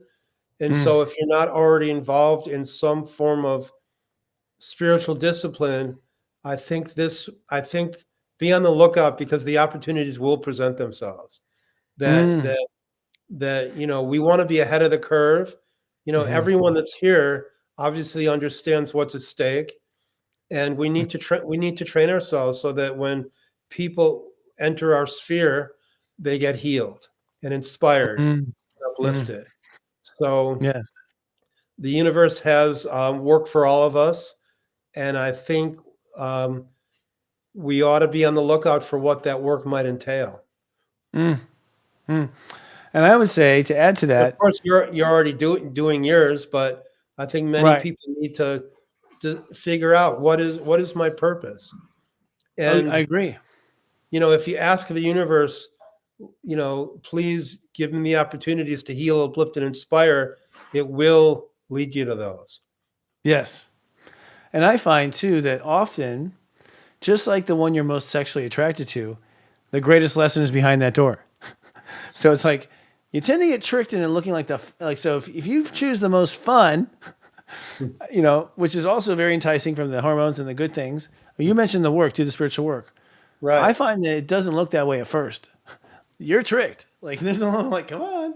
There's a little bit of something that looks exciting and fun. I mean, so my parting words are like, your heart jumps and gets excited about something. That is not an accident. Yeah. You get your heart get excited about something, even something stupid. Right. That's not an accident. That's your heart crying for that. So follow it. Just remember, your soulmate is someone that keeps you on your toes. Yeah, pretty much. I would think so. Brings the best out of you. Right. Exactly. Yeah, totally. Yeah. And so the match for your soul always will do that. Whatever your soul needs is the completion of what you have experienced. And I think the excitement is, a lot of times the excitement is the incredible differentiation between the energies and awareness. You have something hyper aware, like the future is very aware, and here's your ignorance. And that is just like a vacuum. You just, this attraction to it, just fulfilling the empty. Yeah. Exactly. Yeah. It's a rush. And to some degree, we are rush addicts here on Earth still. Very much so. Yeah. Well, sir, it is a pleasure to hang out with you. I want to do it again and again and again. So thank you for coming. Well, thank you, Christopher. And I look forward to seeing you soon. Thank you. And we'll, how people can get involved with you. I don't know if we've introduced that well enough. Well, we have our site is raviana.com, RAVIANA, raviana.com. And there's a 7-day free trial for our Kundalini Yoga streams. And it's a great way to get your spiritual discipline in and raise spirit high. Amen. So, and I would say, the at-home yoga is really great when you're starting out because you feel very silly. So to be in your own home is kind of cool, like you're not worried, and it's a good starting point for sure for everyone. They should start there if they're nervous, Exactly. So, well, thank you. It was really great to talk to you. And thank you, sir. Bye. We'll see you next time. Have a blessed year. Thank Ciao. you. Ah, that was so nice. It was a good time. Once we got off the script, it was great, Diane. I was kidding. No, Diane doesn't force the script. I'm just kidding. I'm just like teasing her because she's my friend. But that was amazing. We love those talks here. And I can't wait to have them go deeper when we have the studio and perhaps in person. He's only 90 minutes away from me right now, so that'll be cool. But let's wrap up, folks. We've got a night to live and a weekend to come. I just want to point out we got some stuff coming up this week. We got the self-study hall with Robbie. Oh, actually not true. Back up. We postponed the self-study hall for other reasons. But 40 Days of Past Lives and Karma is a program, as I was talking about there with the gentleman. And this program will take you for 40 days. You can start late, by the way, as long as you start in Pisces, it counts. Because you go into your deep subconscious. It's really powerful. It will guide you to your past lives. No shift. I can't tell you how many. I only hear good things. because something came through me that was just so brilliant, which was to tie the childhood to the aspects, and so we did, and it's like a great footing. You know exactly at least what your past lives were or were not, and you can whirl some out. And once you have that breakthrough, you start to waken up. And so that, by the way, is at seriousjoy.cloud in our cloud campuses. And you can just buy the program and program only. I do have a secret version coming out soon. We'll talk more about that later. And then Sovereign Revolution with Krista Marie. I don't know if you know this, but we have the wife of Jesus working for us, working with us. Not for us, sorry, Mary. No shift. I'm not kidding. And you know what she's teaching? The step system and astrology. With some of our own subscribers that thought it was just going off on religion. No, Mary Magdalene's teaching about how step astrology goes all the way back to the beginning of time. And that this is what her and Jesus were talking about. And, I don't expect you to believe, I expect you to hear. But, I mean, it's pretty profound that we can today put an ancient figure on a TV show or on a radio show channeling through an amazing person like Krista Marie. Krista's a phenomenal talent and channel. So much that she's just wanting to do it all right now.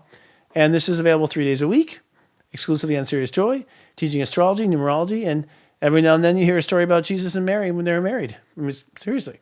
And that's also fly on the wall. Just mind-blowing. I mean, I'm amazed people haven't gravitated to it. Maybe it's just not ready yet. And then lastly, I don't know if you saw, but we have a company or a division now called Ad Intuitive. And this is a program where we're going to help lightworkers find their market. We got a lot of people who watch our stuff. They don't like buying all of our stuff. They want to buy other stuff. So let's help each other. So if you would like to have something, if you are a reader in Nebraska and you want to find more people like you, buy an ad with us. We got a lot of cool ideas. And we're going to help you find those people. We're going to help you find their niche. By the way, I mean, I don't want to give away our secrets, but first thing we do is we run your company's chart, we run your chart, and we run the dates ahead because we start to use astrology to place your ads to maximize your potential. That's just the first thing we're doing. Like, we are way, way ahead of time and space with this one at Intuitive. But contact Jenny. She's an amazing Virgo. At Jenny@adintuitive.com. Jenny@adintuitive.com. She'll pick up the phone. It's also pretty crazy. Sharing is caring. Please share us with your friends and family. That's the kindest thing you can do for us. And that's how most of us have found Serious Joy, is through the love of another person. Speaking of other people, you can join our club, seriously.club. This is a Facebook group where we all just get together. You can advertise your products there and your services for free. And it's just a way to hang out on at Facebook's cost. If you want to follow us on other things, we have the link tree, which is at seriousjoy.social. Find all the links to everything that we have and we're doing. And of course, you want to listen instead of watch. We are on Spotify, Stitcher, and Apple Podcasts. Special thanks to our executive producer, Diane DeStefano. We love her. Our graphic artist, Christopher Sage. Our director, Adam Turner.